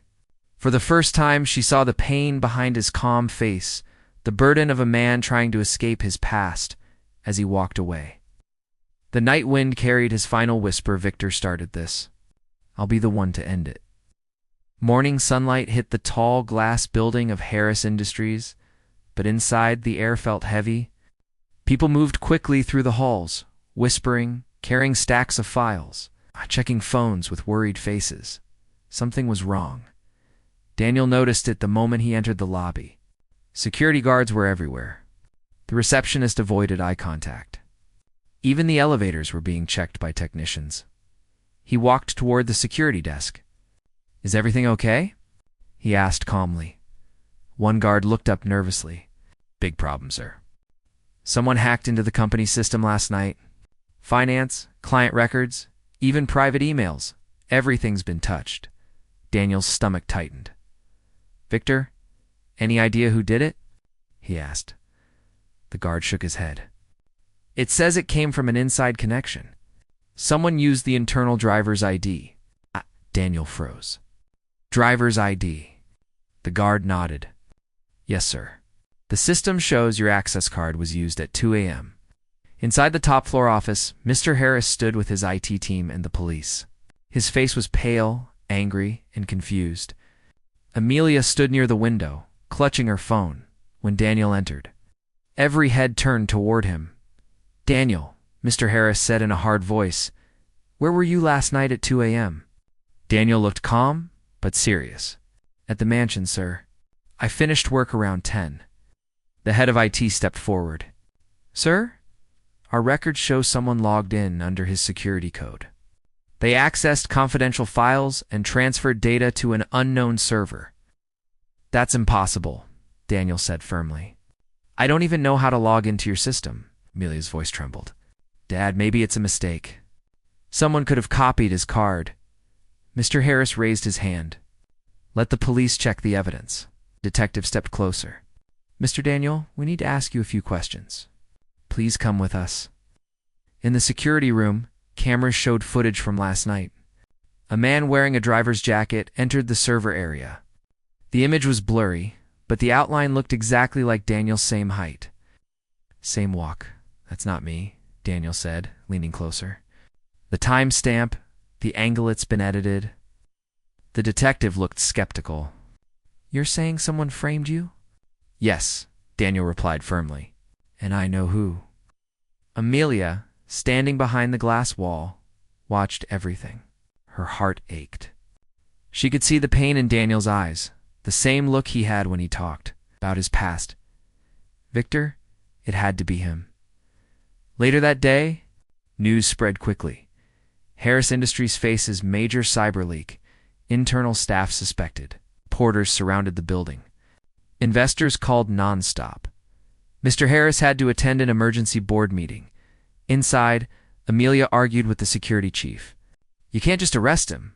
He saved this company last week. Miss Harris, the chief replied. His badge was used. Until we find proof, he's our main suspect. Amelia bit her lip. Then I'll find the proof. That evening, rain poured over the city. Daniel sat alone in a small interrogation room. His hands rested calmly on the table, but his mind raced. He remembered Victor's words from the night. Before, your debt isn't paid, so this was at the revenge. Victor had set him up perfectly. The door opened, and Amelia slipped in quietly. She had convinced the guards to let her speak to him. Daniel, she whispered, they want to arrest you tomorrow morning. Daniel nodded slowly. I expected that. She sat opposite him, tears in her eyes. Why aren't you fighting back? I've been running from my past for years, he said softly. Maybe this is my punishment. No, she said. This isn't fair. You didn't do this? Daniel looked at her gently. Then help me prove it. Amelia leaned forward. Tell me how. He thought for a moment. There's only one person who could use my access code, someone who worked with me before. Victor knows my habits, my timings, even how I walk. He planned everything. Amelia nodded. Then we find him. It won't be easy, Daniel said. Victor doesn't leave trails. She smiled faintly through her tears. Then we make him leave one. Daniel raised an eyebrow. What are you thinking? Tomorrow night, she whispered, my father's giving a press statement. Everyone will be their media, investors, even his rivals. If Victor wants to finish what he started, he'll come. Daniel understood immediately. You're using the event as bait. She nodded. And you'll be there to stop him. Daniel looked down, uncertain. I'm suspended. Security won't let me near the building. I'll take care of that, she said with quiet determination. The next morning, the entire building prepared for the press conference. Security was doubled. Computers were checked. But no one noticed Amelia sneaking Daniel in through the side entrance. Wearing a delivery uniform, he moved carefully through the hallways, scanning every corner, every camera. He knew Victor too well. He always worked with precision and patience. At exactly noon, Mr. Harris began his speech. Cameras flashed. Reporters filled the room, As Daniel watched from behind a column, he saw something strange. One of the media technicians near the back was adjusting a laptop too often. His posture, his movements, something felt off. Daniel moved closer. The man's sleeve lifted slightly, revealing a familiar tattoo on his wrist, the same symbol Victor's men used years ago. Got you, Daniel thought. Suddenly the projector screen behind Mr. Harris glitched. Lines of code appeared, unauthorized files, loading live in front of everyone. Panic spread. People gasped. Mr. Harris turned to his IT team. Shut it down. But before they could move, technicians slipped a small device into the laptop and ran toward the exit. Daniel reacted instantly. He chased the man through the hallway, dodging confused guests. Stop, he shouted. The man turned and threw a punch. Daniel blocked it easily, twisting his arm and pulling off the fake ID badge. The photo underneath showed Victor's company logo. Daniel grabbed the small device. This ends now. Before he could say another word, the man laughed bitterly. You think you've stopped him? Victor's already inside. And he pushed Daniel away and escaped into the crowd. Security rushed in, surrounding Daniel once again. From a distance, it looked like he was the one holding the stolen device. Reporters took photos. Amelia ran forward. Wait, he's not the enemy. But no one listened. Mr. Harris looked shocked, confused. Daniel, he said, what have you done? Daniel looked him straight in the eyes. Sir, someone's framing me. Please trust me. Just this once. But before Mr. Harris could reply, a message popped up on the main screen. You can't hide the truth forever. Vigaspez filled the room. Amelia whispered. Victor. Daniel's face hardened. He's here. Somewhere close. He turned to Mr. Harris. If you want to save your company and your family, let me handle this. Mr. Harris hesitated, then slowly nodded. One chance. Daniel. One. Daniel nodded back. That's all I need. That night, Daniel stood on the building rooftop, the city glowing below. His phone buzzed a new message with unknown numbers. It was a voice message. Victor's voice. You're running again, Daniel. But this time, you'll lose everything you're trying to protect. Tomorrow night, meet me where it all began. Daniel clenched his fist. Where it all began. He knew exactly where that was. Amelia appeared behind him. He's calling you out, isn't he? Daniel nodded. Yes, and I have to go. You're walking into a trap, she said. He looked at her with quiet determination. Maybe, but some traps are worth walking into if it means ending this once and for all. The night was cold and silent. The city lights faded behind Daniel as he drove the black sedan through empty roads. His eyes stayed fixed on the dark horizon, the rain hitting the windshield in slow rhythm. He knew where he was going, an old shipping warehouse on the edge of the river. It was where everything began, and where it had all gone wrong. His hands tightened on the steering wheel. The last time he was there, it was with Victor, when a mission had turned into betrayal, and Daniel had lost everything. Now, it was time to end it. Inside the mansion, Amelia sat by her window, unable to rest. The storm outside echoed the noise in her heart. She looked at her phone. No messages, no updates. She had told Daniel not to go alone. He didn't listen. Her father entered quietly. You're still awake? Amelia nodded. He's walking into danger, Dad. He's risking his life to protect us. Mr. Harris sighed. And yet, we know almost nothing about him. We trusted a stranger. He's not a stranger, Amelia said firmly. He's the only one who didn't give up when everyone else did. Her father looked at her, realizing how much faith she had in Daniel. If you believe in him that much, then maybe he deserves that trust. She looked out the window again. I just hope I'm not too late to save him. At the old warehouse, Daniel parked the car behind rusted containers. The place was abandoned, or at least it looked that way. He stepped out, his boots splashing in puddles, and walked slowly toward the large metal doors. They were half open. Inside, flickering lights revealed old crates, broken shelves, and a faint smell of oil and dust. Then came a voice. You finally came. Daniel turned. A tall figure stepped from the shadows, Victor. His hair was shorter now, but his cold smile was the same. Still punctual as ever, Victor said, smirking. You never disappoint. Daniel's eyes narrowed. You used my ID, you framed me. Victor laughed. Framed you. Oh, Daniel. I just reminded the world who you really are. I'm not that man anymore, Daniel said calmly. But the world thinks you are, Victor replied. And that's what matters. Daniel took a slow step forward. What do you want, Victor? What I always wanted, Victor said. Revenge. You ruined me. You walked away and left me to take the fall for everything.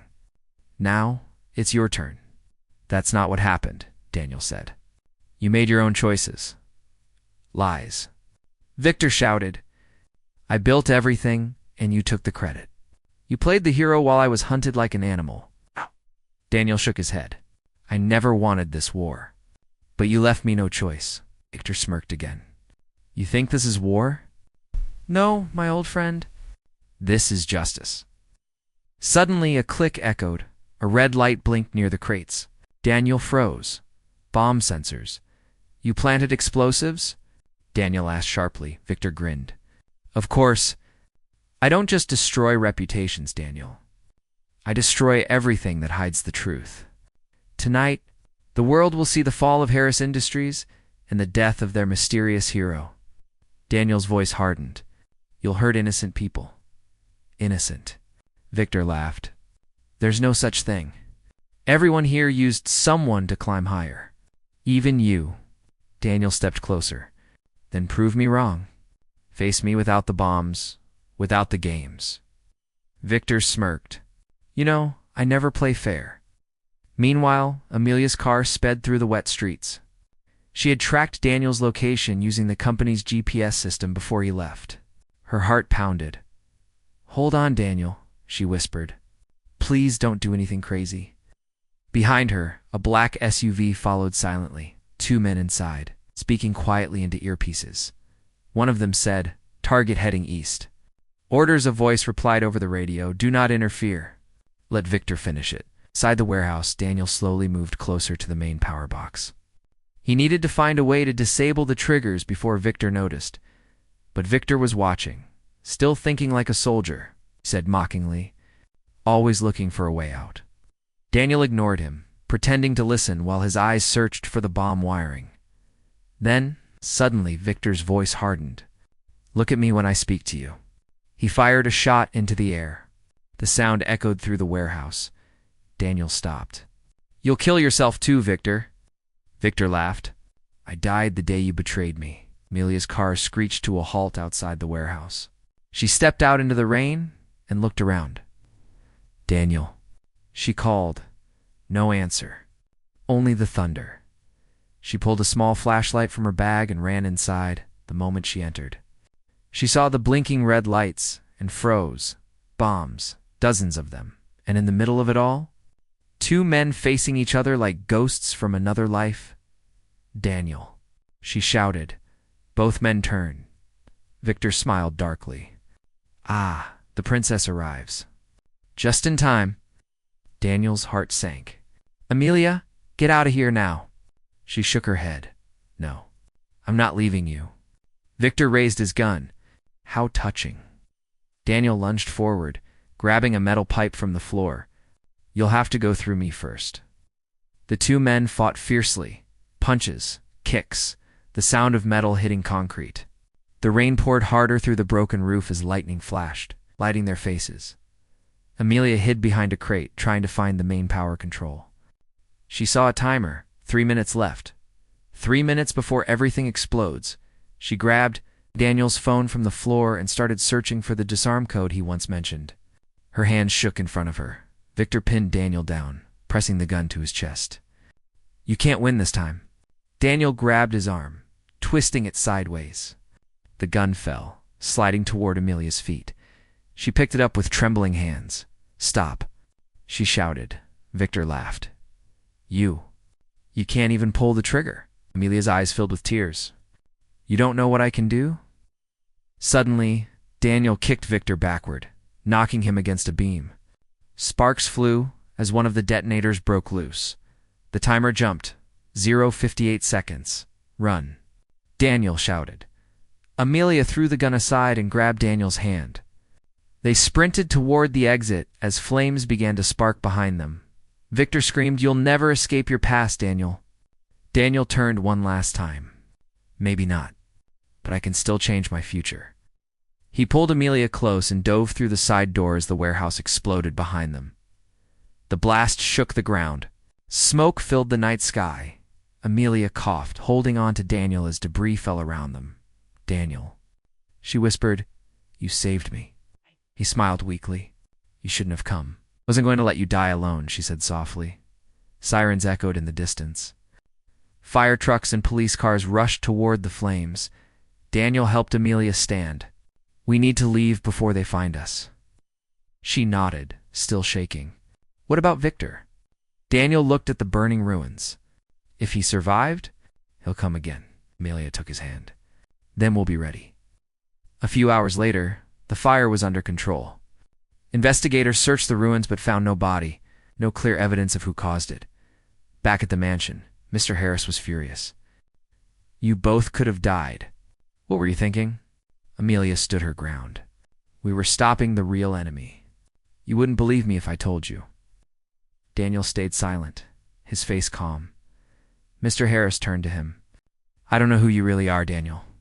But if you truly care about my daughter and this company, you'll stay away from both until this is over."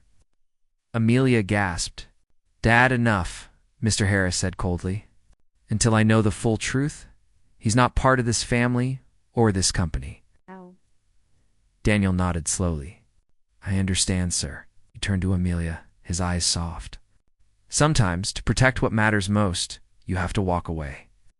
She shook her head, tears falling. "Don't go."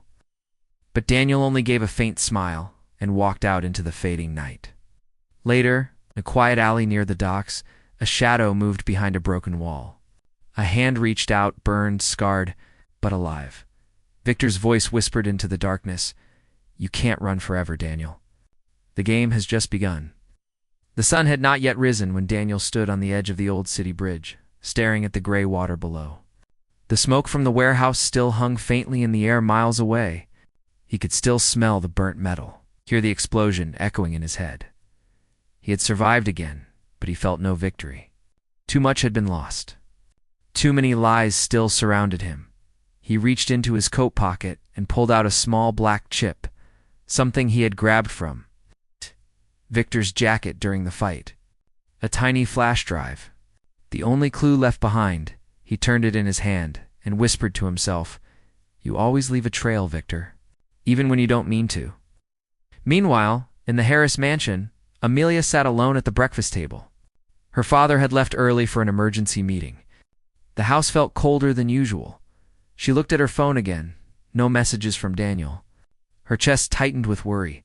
Her mind replayed the explosion, his words, his face when he said, "Sometimes, to protect what matters most, you have to walk away."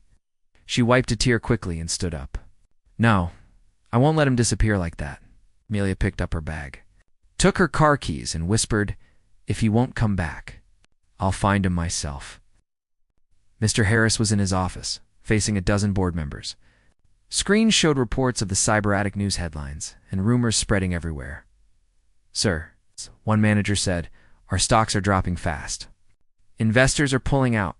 They think we hired a criminal." Mr. Harris slammed his hand on the table. "Daniel is not a criminal." The room went silent.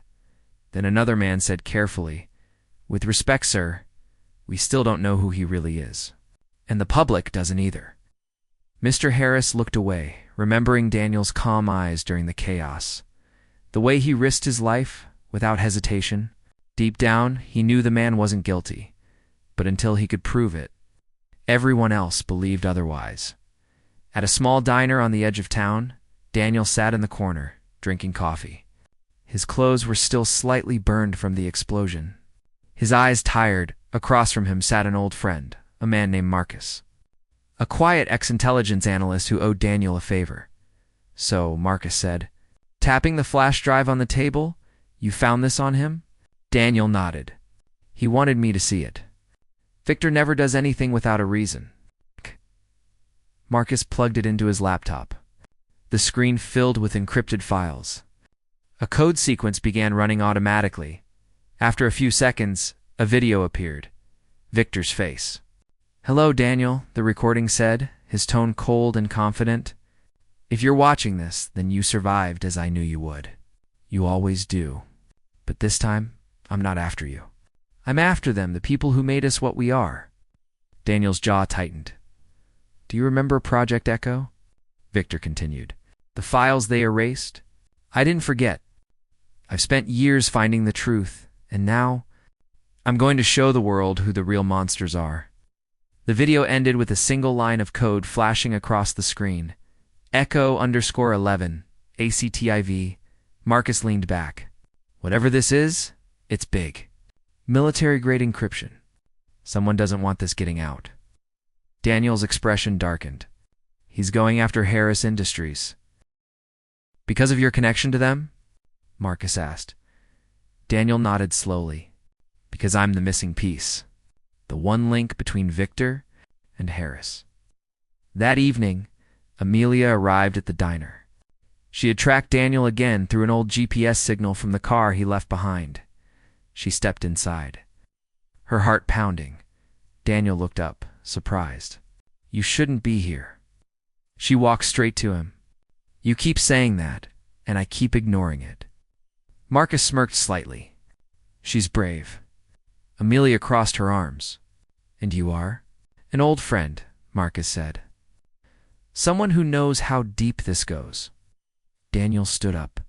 "Amelia, it's not safe. Victor isn't done. The attack at the warehouse was just a distraction." "Then stop running," she said firmly.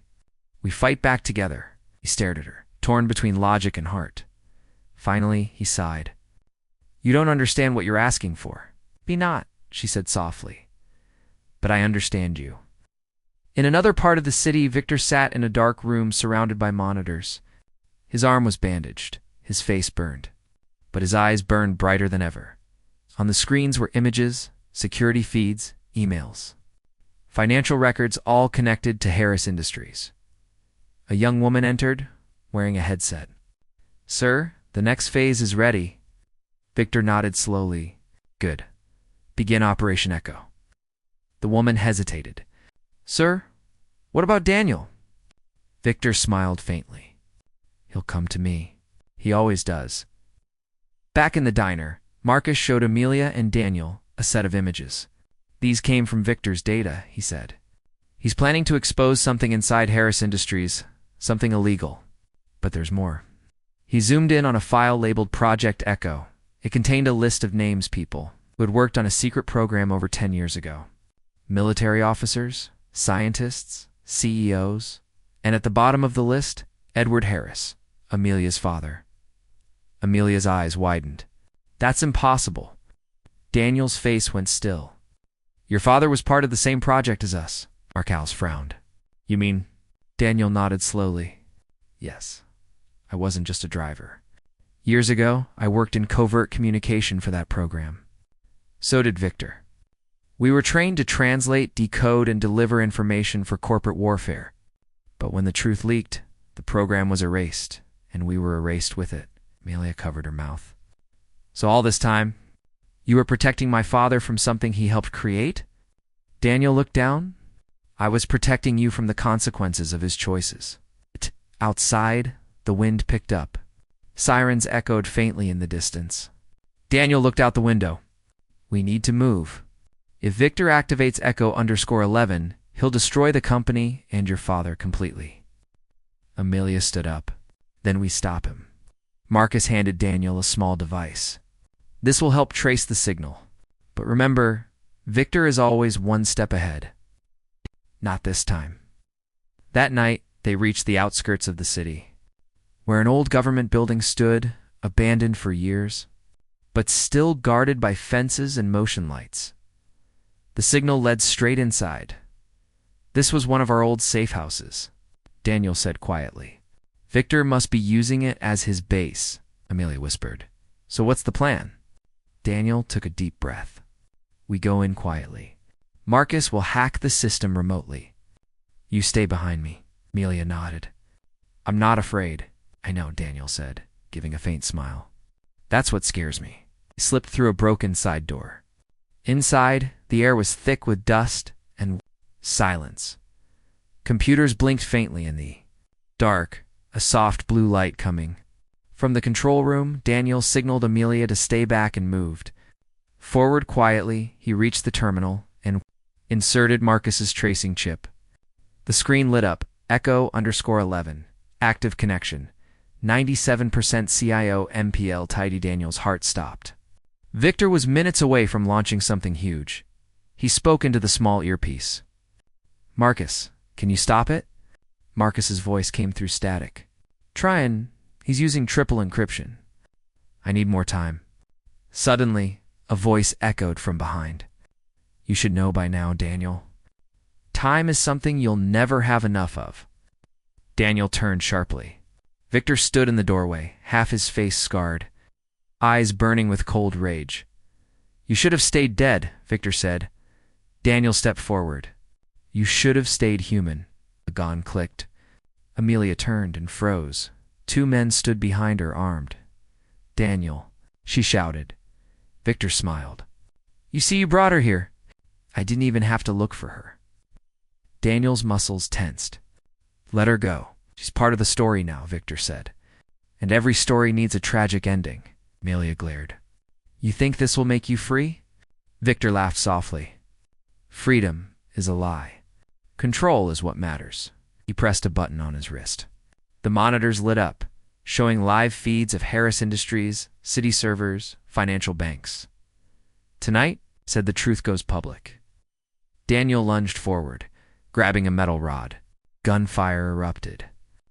The screens flickered. Sparks filled the air. Amelia ducked behind a desk. Covering her ears as bullets shattered glass, Daniel fought fiercely, hitting one guard, disarming another, but Victor managed to escape toward the control panel. He shouted, Goodbye, Daniel, and slammed his hand onto the final command. Echo_11, uploading 10%. 20%. ... Daniel rushed forward, slamming Victor against the wall. The device fell. Wires sparked. Stop this, Daniel shouted. Victor laughed through gritted teeth. You can't stop the truth. Daniel grabbed the broken flash drive and smashed it on the floor. Destroying the link, the screen froze at 87%. For a long moment, only silence remained. Then Victor whispered, You always ruin everything. Daniel's voice was low. I save what's left. Police sirens approached outside. Victor's men fled, leaving him behind. Daniel turned to Amelia. We have to go. Ow!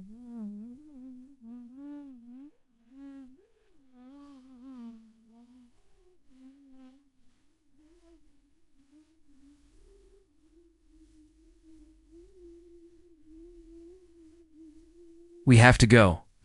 He pulled a hidden gun from his coat and aimed it at her. Daniel saw it in the reflection and stepped in front of her just as the shot rang out. Bang, Amelia screamed. Daniel. He fell to his knees, clutching his side. Victor smirked weakly. Now you'll finally understand loss. Before he could fire again, police stormed the building. He dropped the gun and raised his hands, smiling bitterly. Too late, he said as officers tackled him.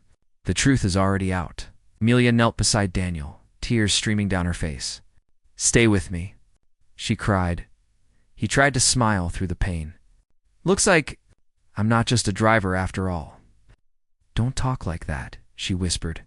You're going to be okay. He looked up at her, tired but peaceful. Promise me. Whatever happens, tell your father to make it right. She nodded through her tears. I promise. Outside, reporters gathered as police cars surrounded the building. Cameras flashed. Victor was led away in handcuffs, still smiling. One reporter asked, Is it true you exposed secret government files? Victor turned slightly, eyes cold. The truth doesn't die, he said. Not even when people do. The night was silent, but the tension inside the Harris mansion could be felt like a storm about to break. Amelia sat near the window, staring at the garden lights fading into the distance. Her thoughts kept circling one name, Daniel. He was gone for hours. No messages. No calls. Nothing. Her father, Mr. Harris, was pacing in his study downstairs, shouting into his phone. The company's biggest deal was slipping away, and the board was blaming him for hiring a fraud as his driver. But Amelia's heart said otherwise. Something deep inside her whispered that Daniel wasn't running away. He was fighting back, just not from the front. A hidden message. Just as she stood to close the window, her phone buzzed softly. A new message appeared. It was from an unknown number. Don't trust anyone in the company. Watch the news at midnight. Her heart jumped. She read it 3 times. Daniel was alive. She looked at the clock. 11:47 p.m. 13 minutes felt like forever. Every second ticked louder. Finally, the TV flashed on. The midnight news anchor appeared, speaking in a serious tone. Breaking news.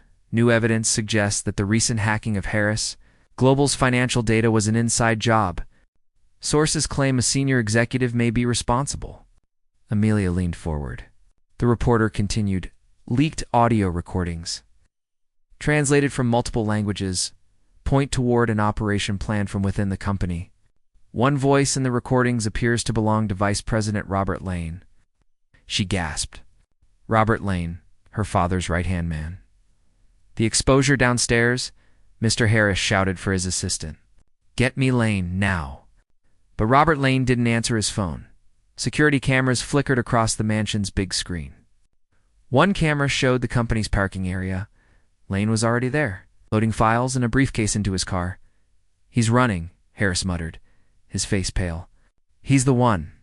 Before he could react, the screen split again, showing a second camera feed. Daniel appeared from the shadows, stepping in front of Lane's car. Calm, confident. He raised his hand. Lane froze. The confrontation? Where do you think you're going, Robert? Daniel's voice was low but firm. Lane laughed nervously. You think you can stop me, driver? Daniel took a slow step closer. Not just a driver. You know that now. Lane's eyes darted around, panic in his voice. You don't understand? They forced me, Daniel interrupted. You forced yourself. Greed did that. He tossed a small recording device toward Lane's feet. Everything you said. Every call. Every meeting. It's all here. Lane's face drained of color. You were recording me? Daniel's eyes hardened. You made me your driver so you could watch me. But I watched you instead, before Lane could respond. The sound of approaching sirens echoed in the distance. Daniel stepped back as police cars surrounded the lot. Officers moved in swiftly. Lane tried to run, but 2 officers caught him by the arm. One officer turned to Daniel. We received your file. Good work, Agent. Lane froze. Agent, Daniel looked down at him one last time. Goodbye, Robert. Lash and Amelia watched everything unfold live through the hacked company's security feed that Daniel had sent to her phone moments. Before the news broke, tears filled her eyes as the truth came together like puzzle pieces. Daniel wasn't just a driver. He was working undercover to protect her father's empire from the inside. Moments later, Daniel called. Amelia, his voice was calm. Your father's company is safe now. But it's not over yet. What do you mean? She asked softly. There's still someone above Robert. Someone powerful. And they're not finished. Before she could say another word, the call disconnected. The storm before the calm missed her. Harris rushed upstairs, his face still pale but relieved. Amelia, you saw the news? She nodded. It was Robert all along. Yes, he sighed heavily. But Daniel, he knew everything. He saved the company. Saved us. Her father paused, guilt washing over his expression. And I treated him like a servant. Amelia touched his arm gently. He didn't do it for praise, Dad. He did it because it was right. But deep down, she feared something else. Daniel was walking into danger again. A shadow in the dark meanwhile. Outside the city, Daniel sat in an old safe house, surrounded by computers and monitors. He watched live data streams, codes, messages, signals from around the world. He typed quickly, then paused as a new encrypted message flashed across the screen. You stopped one piece of the game, but the board is bigger than you think. Daniel leaned back, his jaw tightening. He whispered to himself, then the game continues. He looked at a photo lying on the desk, Amelia smiling. Taken secretly on the day he started working for her father, he smiled faintly, his eyes softening for the first time that night. For her, I'll finish this. He shut off the lights and disappeared into the night once again. The morning sun rose slowly over the city, but for Amelia, it brought no warmth. She sat on her bed holding the small envelope that Daniel had left behind. The message kept echoing in her head. If I don't return, open the locker under the old bridge. She turned the key in her hand again and again, trying to make sense of what Daniel meant. Her heart told her that something dangerous was still waiting in the shadows. A father's concern downstairs. Mr. Harris sat at the breakfast table, his eyes tired from a sleepless night. The news had been everywhere. Vice President arrested for corporate espionage. Every channel showed the same headline, but Harris wasn't celebrating. Amelia, he said softly as she walked in, I saw Daniel's message on your phone. Are you sure it was from him? She nodded. Yes. And he's still out there, Dad. He said Robert wasn't the only one. Mr. Harris sighed deeply. I don't want you involved in this anymore. He's trained for this. You're not. Amelia looked at him firmly. He trusted me with this key. That means I have to help. Harris's eyes softened. He could see the determination in his daughter's face, the same fire her mother once had. He didn't argue further. The locker under the bridge that afternoon. Amelia drove herself to the old industrial bridge, a place forgotten by most people. The wind howled softly as cars passed overhead. Below, near one of the bridge's pillars, she found a small, rusted locker, half buried in dust and vines. Her hands trembled as she inserted the key. The lock clicked open. Inside, there was a single black USB drive and a folded note. She opened the note first. Daniel's handwriting was neat, steady. If you're reading this, I might be in trouble. The real enemy isn't Robert. He was working for someone known only as Elias. He's powerful, invisible, and inside your father's company. Her heart pounded as she read the next lines. This drive has everything, emails, voice files, money transfers. It's proof. But be careful. Once you open it, they'll know you have it. Amelia looked around nervously. The sound of the wind suddenly felt louder, somewhere in the distance. She thought she saw a shadow move, a watchful eye unaware to her. A black car was parked nearby, engine off. Inside sat a man in a gray suit talking quietly into his earpiece. She's got it, he whispered. Phase 2 begins now. He watched Amelia drive away, the USB hidden in her bag, the data reveal back home. Amelia locked herself in her room and plugged the USB into her laptop. A folder appeared, labeled Truth. Inside were dozens of files, encrypted documents, voice recordings in different languages, and a series of photos showing men in expensive suits meeting in secret. As she clicked through them, one photo made her freeze.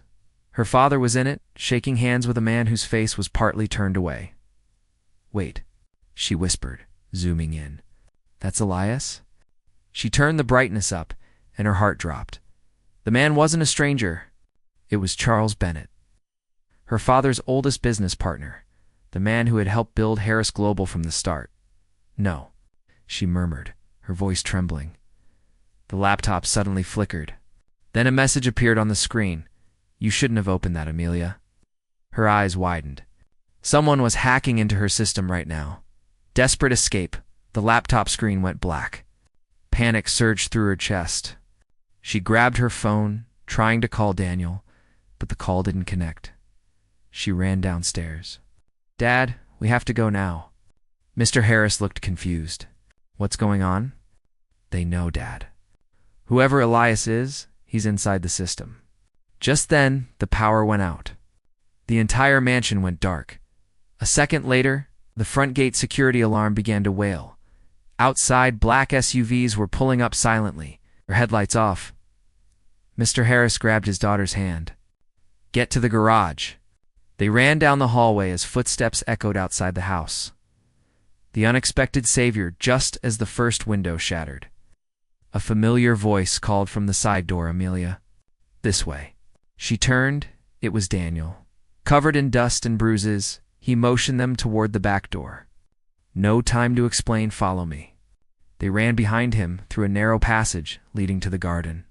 Bullets cracked in the air, hitting the walls near them. Amelia gasped. "They're shooting." Daniel didn't look back. "They're not here to scare you. They're here for the drive." They reached his car parked in the alley. Daniel started the engine, and the tires screeched as they sped into the night. A narrow escape after. Driving for almost an hour through back roads and empty streets, Daniel finally stopped near an abandoned warehouse on the edge of the city. Amelia was shaking. "Who are these people, Daniel?" He turned off the headlights. "Elias runs an international network. Spies, hackers, businessmen. Robert was just one of his tools. Elias uses people like pawns in a game." Mr. Harris clenched his fists. "And I let him into my company. I trusted him for 20 years. Daniel nodded. "That's why he's dangerous. He hides behind trust." He turned to Amelia. "The files you found there, enough to bring him down. But now, he knows you have them. He'll come for you." Amelia swallowed hard. "Then we expose him before he reaches us." Daniel smiled faintly. "That's what I like about you. No fear." The plan they worked all night in the warehouse. Daniel used his laptop to copy the files from Amelia's USB and started tracing. Elias's digital footprints. Each clue led deeper hidden bank accounts. Shell companies, secret donations to foreign firms. At one point, Daniel paused and said quietly, "He's everywhere." Amelia looked at him. "Then we need someone who can't be bought." Daniel nodded. "I know a journalist who helped me before. She can release the story safely." He handed her a phone. "But we'll need to draw Elias out first. Make him think we're scared? That's when he'll show himself." Amelia hesitated, then nodded. "Let's do it." A dangerous game by the next morning. False news spread online. Amelia Harris missing after attack at mansion. Daniel had planted the story to confuse their enemies. Meanwhile, he, Amelia, and Mr. Harris moved from place to place using safe houses. But Elias was already reacting. His men searched the city. Every few hours, new cars appeared near the places they'd stayed. Daniel barely slept. He kept checking security cameras, scanning radio channels, decoding signals. Finally, one night, an encrypted message appeared on his laptop. "You can't hide her forever. Meet me tomorrow at the old tower alone, or she disappears for real." Daniel's jaw tightened. Elias had found them. Cliffhanger for part 13. The face of Elias. Amelia woke up and saw Daniel sitting quietly, staring at the message. "What is it?" she asked softly. He looked at her, his eyes filled with worry. "It's Elias. He wants to meet." Her breath caught. "Then let's go together." Daniel shook his head slowly. "No," he said alone. "If I don't come back." Amelia's eyes filled with tears. "Don't say that." Daniel smiled gently, placing the small pendant she once gave him on the table. "Keep this safe. It'll remind you that even in danger, truth matters more than fear." He turned toward the door, the cold morning light falling across his face. "I started this alone," he said softly, "but I'll finish it for all of us." And with that, Daniel disappeared into the dawn, toward a meeting that could change everything. The city was quiet before dawn. But for Daniel, every second felt like a countdown. He sat behind the wheel of a nondescript car parked near the abandoned tower. The same tower that once held company meetings, now left to rot in silence. The message from Elias still glowed on his phone. "Come alone. No tricks, no police." Daniel took a deep breath. He had faced criminals, hackers, and spies before, but this was different. Elias wasn't just an enemy. He was the ghost behind every lie. Every betrayal that had shattered people's lives, including his own. the meeting place. The tower loomed like a shadow against the rising sun. Broken windows reflected faint light as Daniel stepped inside. His footsteps echoed in the empty hall, and dust floated through the beams of sunlight cutting through the cracks. He looked around carefully. There were signs someone had been there recently. Footprints, cigarette butts, a faint smell of cologne. Then, slow, confident voice came from the shadows. "You're early, Daniel.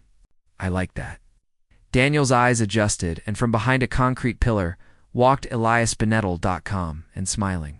He wore a tailored black suit, his silver hair neatly combed, and his piercing gray eyes sharp as knives. "Old enemies, new masks, Charles Bennett," Daniel said quietly. "Or should I say Elias?" Elias chuckled.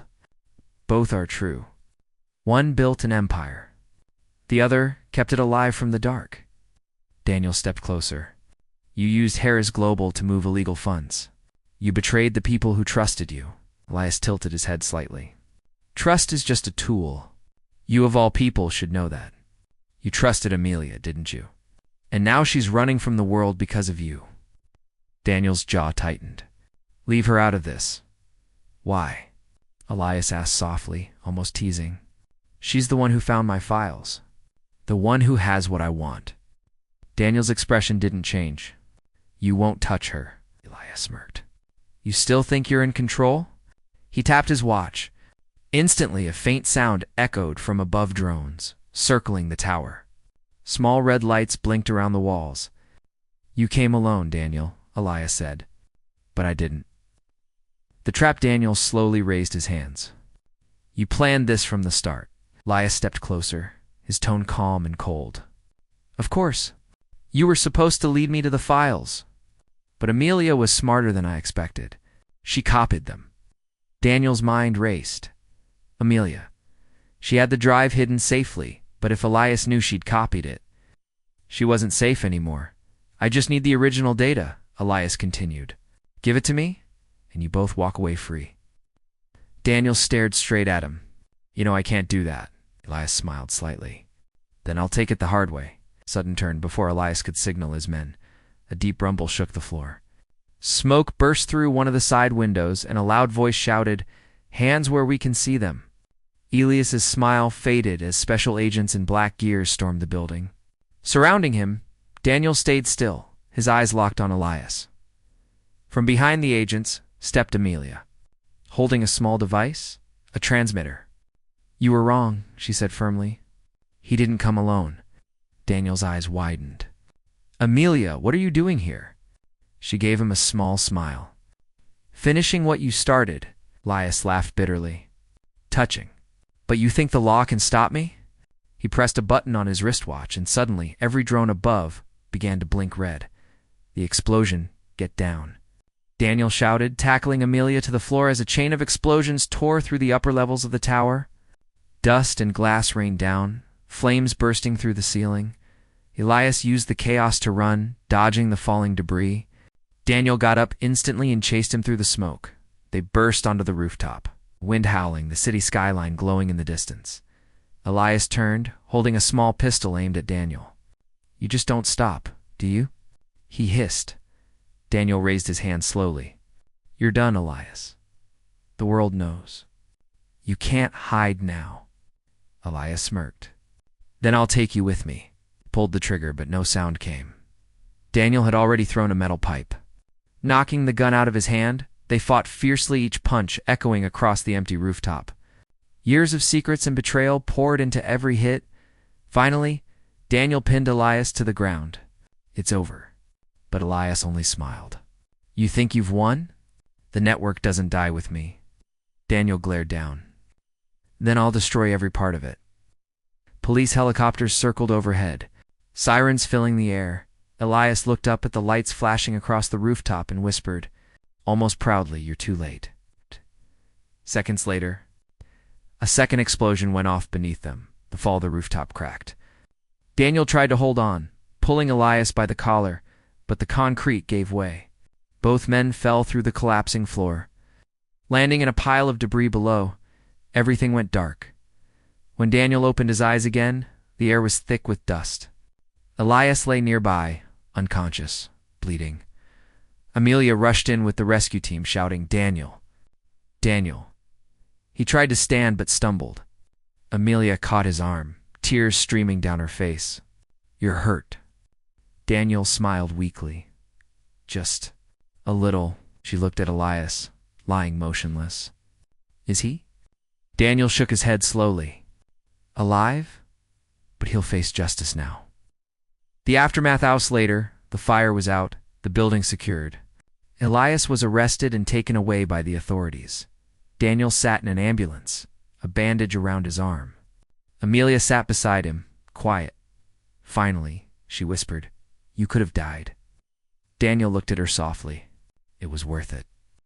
You and your father deserve peace." She smiled faintly. "You're more than a driver, Daniel. You're family now." He chuckled lightly. "That's the nicest thing anyone's said to me in years." As the morning sun rose again, Daniel looked out at the city's skyline, peaceful for now, but deep down, he knew Elias's final words weren't just a threat. The network still existed somewhere, and his mission wasn't truly over. The sun had barely risen when Daniel opened his eyes. The faint light from the window fell across his bandaged arm, but sleep had done little to ease his mind. The message from last night still glowed on his phone. Phase 2 initiated. He read it again and again. It couldn't be Elias. The man was under tight police custody. But someone else was still using his code. That meant only one thing. The ghost network was still alive. A quiet morning before the storming another room of the safe house. Amelia sat by her father, who was slowly recovering from the shock of the past few days. Mr. Harris was quieter now. Humbled by everything that had happened. "You were right about Daniel," he said softly. "He saved us more than once." Amelia smiled faintly. "He doesn't see himself as a hero, Dad, but he is one." Harris nodded, his voice low. "I owe him my company. And my daughter?" As they spoke, Daniel entered, his usual calm face hiding the tension within. "We need to talk," he said quietly. Amelia stood. "What's wrong?" Daniel showed them the message. Someone's still out there.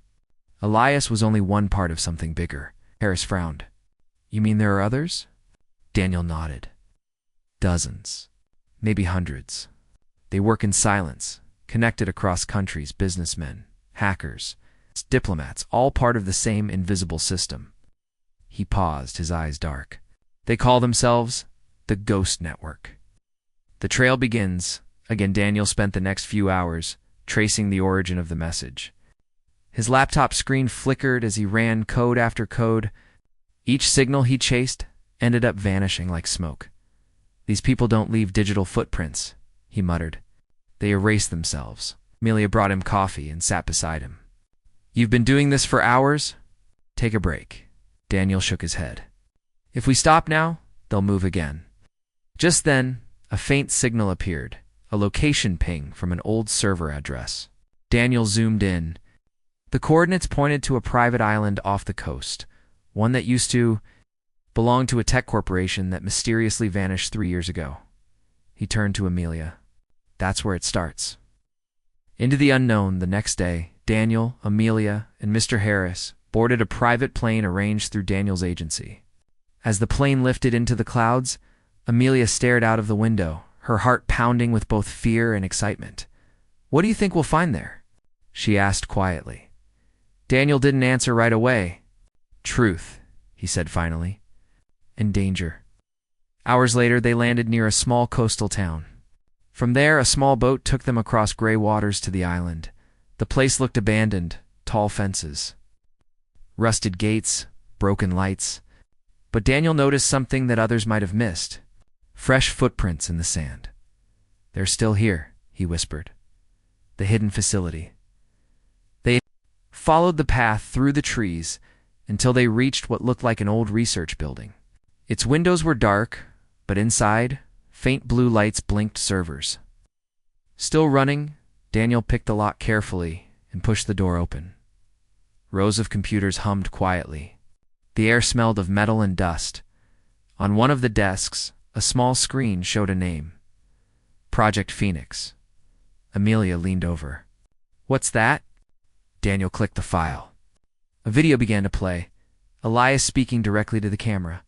If you're watching this, I am either dead or captured. But my vision continues. Project Phoenix cannot die. The Ghost Network will rise again. Amelia's face went pale. He planned this. Even before we stopped him. Daniel scrolled through the files. There were lists of names, coded bank accounts, and maps marked with red circles across multiple countries. This isn't just about Harris Global, Daniel said grimly. They control politics, trade, and technology. This is global, familiar voice suddenly. A voice echoed from the upper floor. Impressive, Daniel.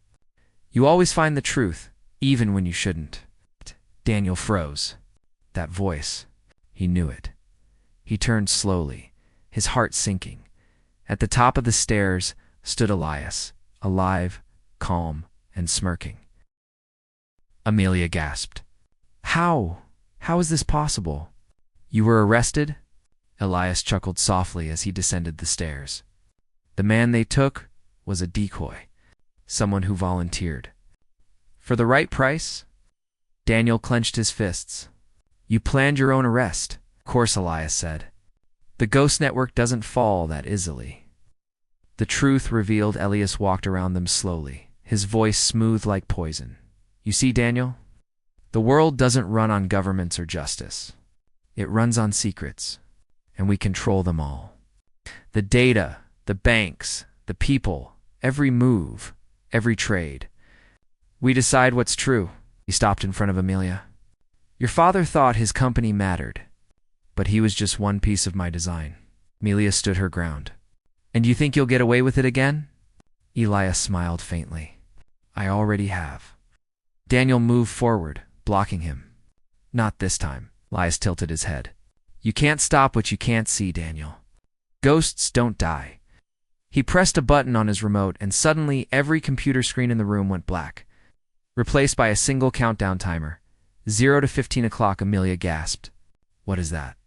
A digital purge, Elias said calmly. When the timer hits 0, all the data you found, all evidence, will vanish forever.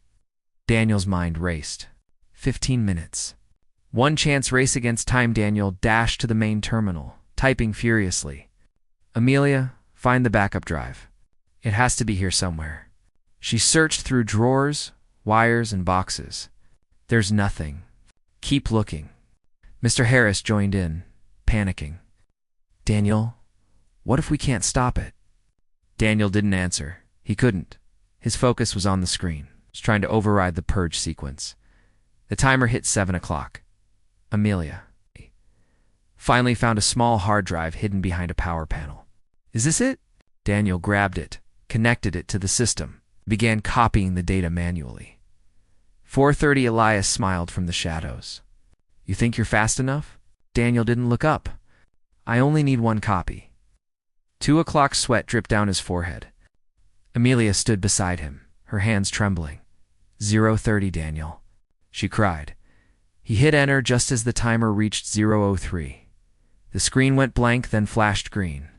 Backup complete. Amelia let out a shaky breath. Daniel smiled faintly. Got it. Elias's calm expression finally broke. No. Daniel turned. It's over, Elias. The collapsed Elias tried to run toward the exit, but Daniel caught him. The two men struggled, knocking over machines and cables. Sparks flew as the system overheated. Stop this, Amelia shouted. The place is going to blow. Elias shoved Daniel back and lunged for the door. But a burst of fire from a short circuit blocked his path. Daniel grabbed Amelia's hand. We have to go now. They ran through the hallway as explosions ripped through the lab. The building shook violently, glass shattering all around them. Outside, they dove into the sand just as the entire facility exploded in a fiery wave behind them. The shockwave sent smoke and ashes into the sky. Amelia looked back, breathing hard. Is he gone? Daniel stared at the flames. Maybe, but ghosts always leave traces. The night was cold and silent. Waves crashed softly against the rocks near the island's edge. Daniel sat on a wooden bench outside the rescue tent, the hard drive glowing faintly in his hand. Everyone else had gone to rest except him. He couldn't stop thinking about the message inside the folder. The network lives through code. Find the final key or watch it rise again. The words haunted him like a whisper from the dark. If what Elias said was true, the ghost network wasn't dead. It had simply moved a restless mind inside the tent. Amelia tossed and turned, unable to sleep. She finally walked outside and found Daniel staring at the ocean, his laptop open, a cold wind brushing through his hair. "You haven't slept at all," she said softly. Daniel shook his head. "There's no time.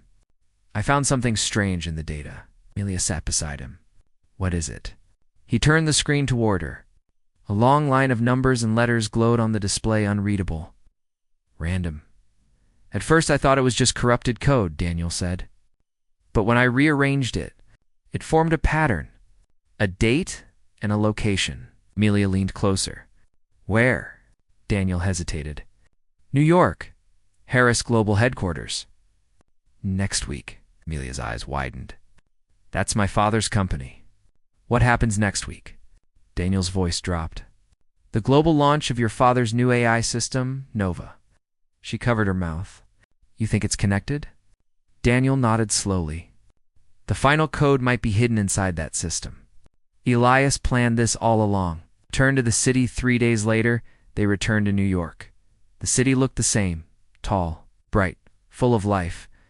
But for Daniel, it felt different now. Every shadow, every reflection in a glass window made him suspicious. At Harris Global, security was tight. Mr. Harris had recovered and was preparing for the launch event. When he saw Daniel and Amelia walk in, he smiled. "I heard what happened. You saved us again." Daniel nodded politely. "Sir, I think the network is trying to use your new system." Harris frowned. "That's impossible." "Nova is fully protected." Daniel's tone was calm but firm. "They built traps inside your company before you even noticed them. They might already have access." Harris stared at him for a moment, then sighed. "Do whatever you must. Just don't let this destroy us again." Inside the system, Daniel and Amelia entered the server control room, a massive hall filled with screens, cables, and humming machines. Blue lights flickered across the walls like digital veins. Daniel began typing on the main console, tracing the Nova AI's code. Line after line scrolled by, clean, structured, perfect.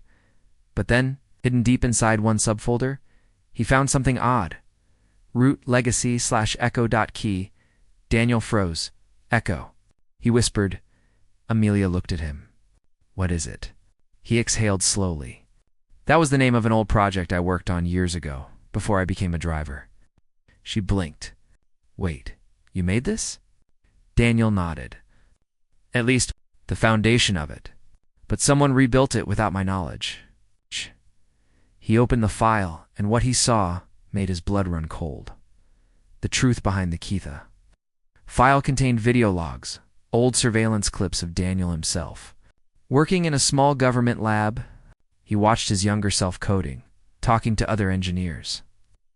Unaware that someone had been recording everything, Amelia watched in shock. "They spied on you." Daniel's voice was low. "Not just me. They used my design, my encryption key, to create the Ghost Network's digital backbone." He stared at the screen, horrified. "The final key is me?" Amelia's eyes filled with disbelief. "You mean your code, your identity, is the foundation of everything they did?" Daniel nodded silently. "That's why Elias hired me as a driver. He wanted to watch me, control me, maybe even use me again." He clenched his fists. But not anymore. The hidden trigger suddenly. The screens flickered. A new window popped up, a message written in glowing red text. "You found it. Now, watch it end." Then, the entire system began to reboot automatically. Amelia gasped. "Daniel, what's happening?" He typed rapidly. "They've activated a trigger. The Ghost Network planted a virus. It's going to rewrite Nova's code completely." On the main monitor, the timer appeared again. 0 hours, 20 minutes, and 0 seconds. Amelia looked panicked. "Can you stop it?" Daniel's eyes burned with determination. "I have to. I started this. I'll finish it. A battle of code and time, the room filled with the rhythmic clacking of keys as Daniel fought to stop the virus. Lines of digital code flashed like lightning. He used every skill he had: encryption, firewalls, manual overrides, but the network's countercode was advanced. Almost alive, the timer hit 12 o'clock. Sweat trickled down his face. Amelia watched him, helpless but full of faith. "Come on, Daniel. You can do this," she whispered. He didn't answer. His fingers moving faster. 08:00, the AI. His voice echoed softly through the speakers. "System corruption detected. Initiating lockdown." Daniel growled. "No, you don't." He inserted his old USB, the one that held his original encryption pattern. He knew the risk. If he failed, it would wipe everything, including the company's systems. 3 o'clock. The lights flickered. Sparks flew from a nearby console. Daniel's voice was steady. "Almost there." 0:30. "Daniel," Amelia cried. He pressed enter just as the room went dark. For a moment silence, then the screens turned blue. "System stabilized.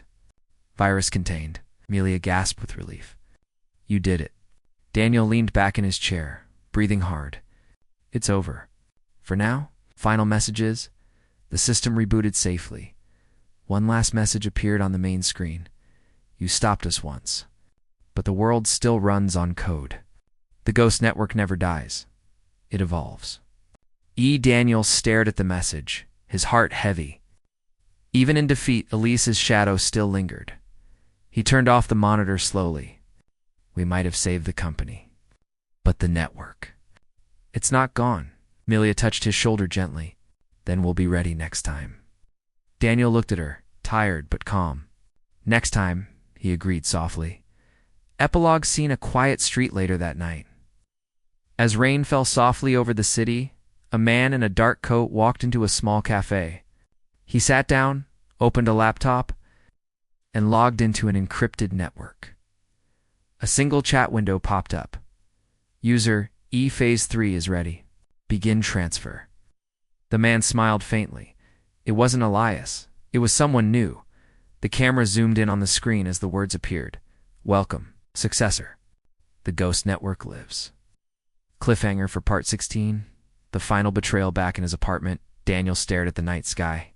He thought it was over, but somewhere deep inside, he knew the Ghost Network wasn't finished. His phone buzzed.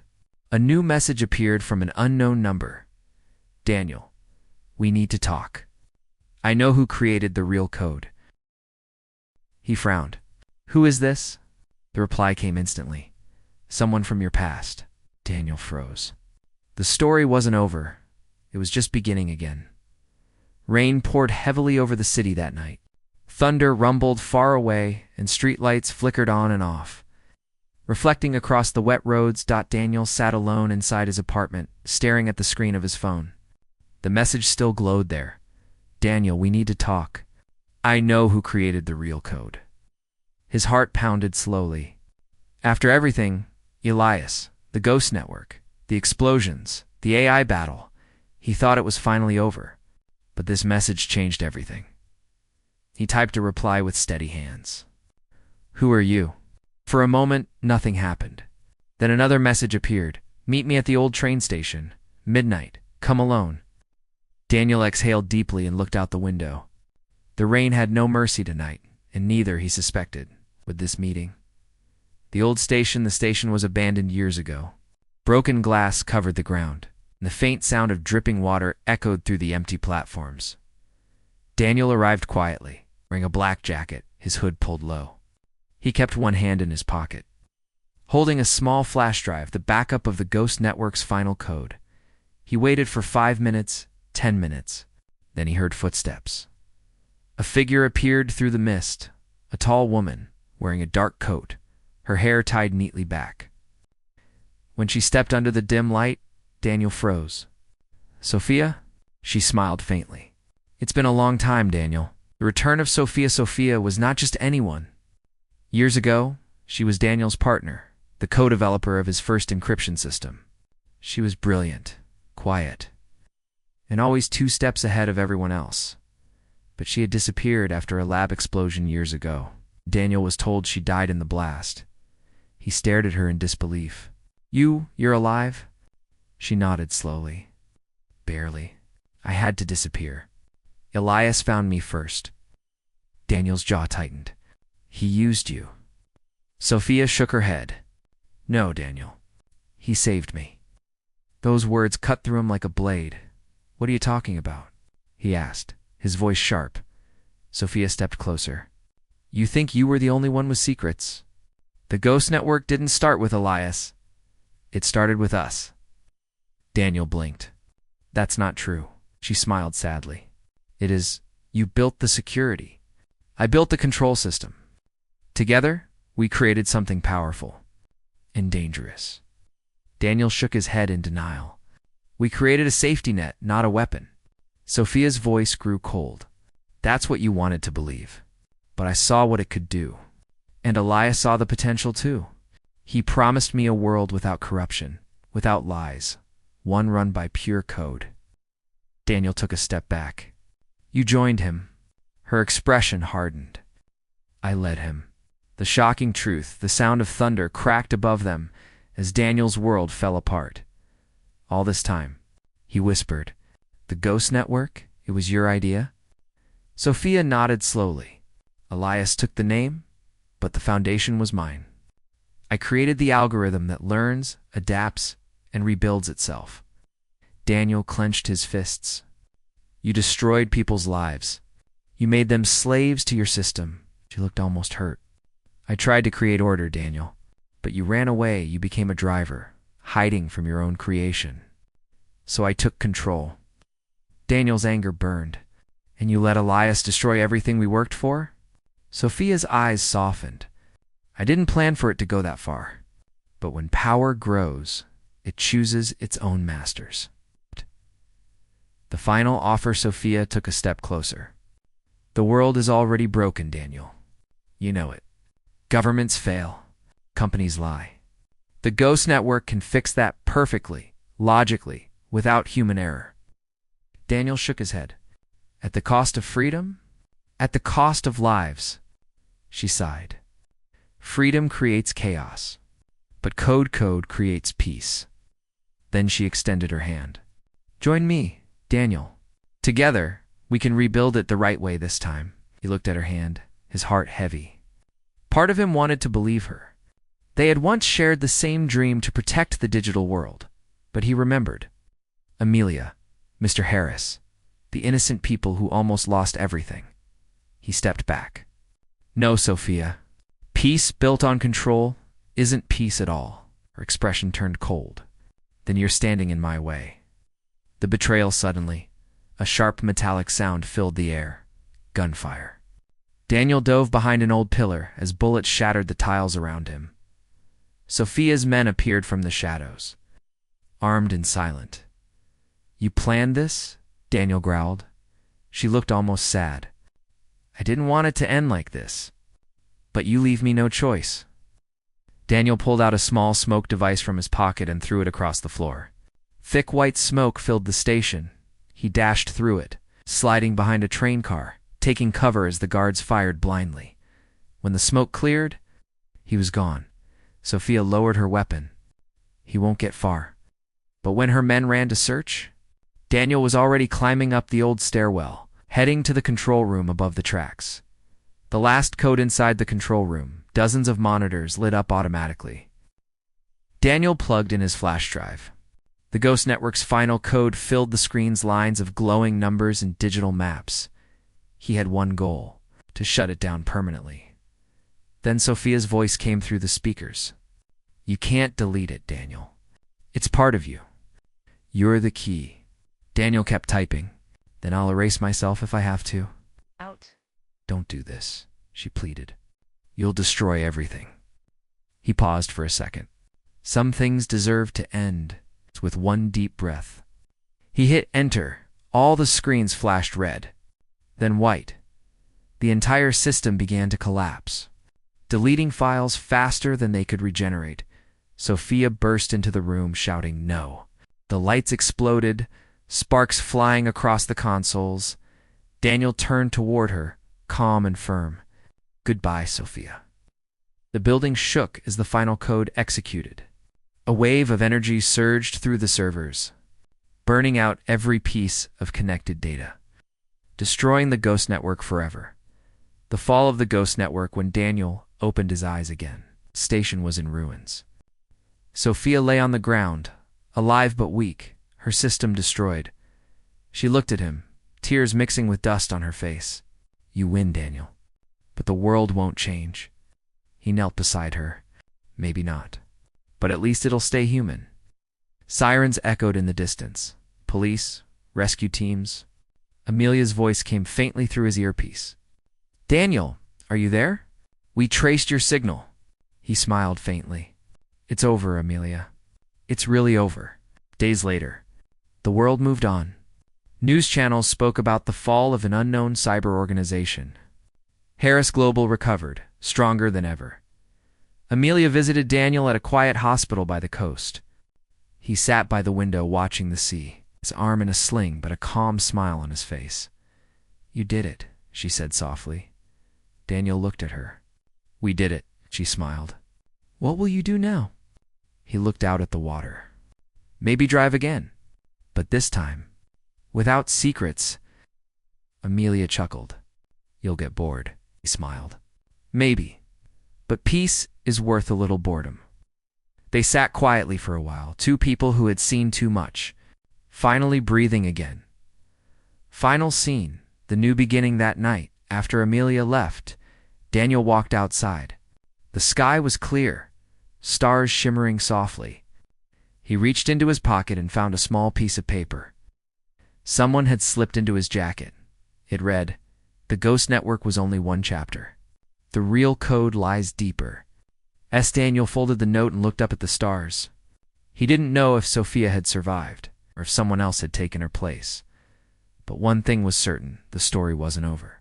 He whispered quietly, "If the world needs saving again, I'll be ready." The camera slowly panned up to the night sky, the city lights glowing below, the faint hum of servers somewhere far away. Then the screen faded to black,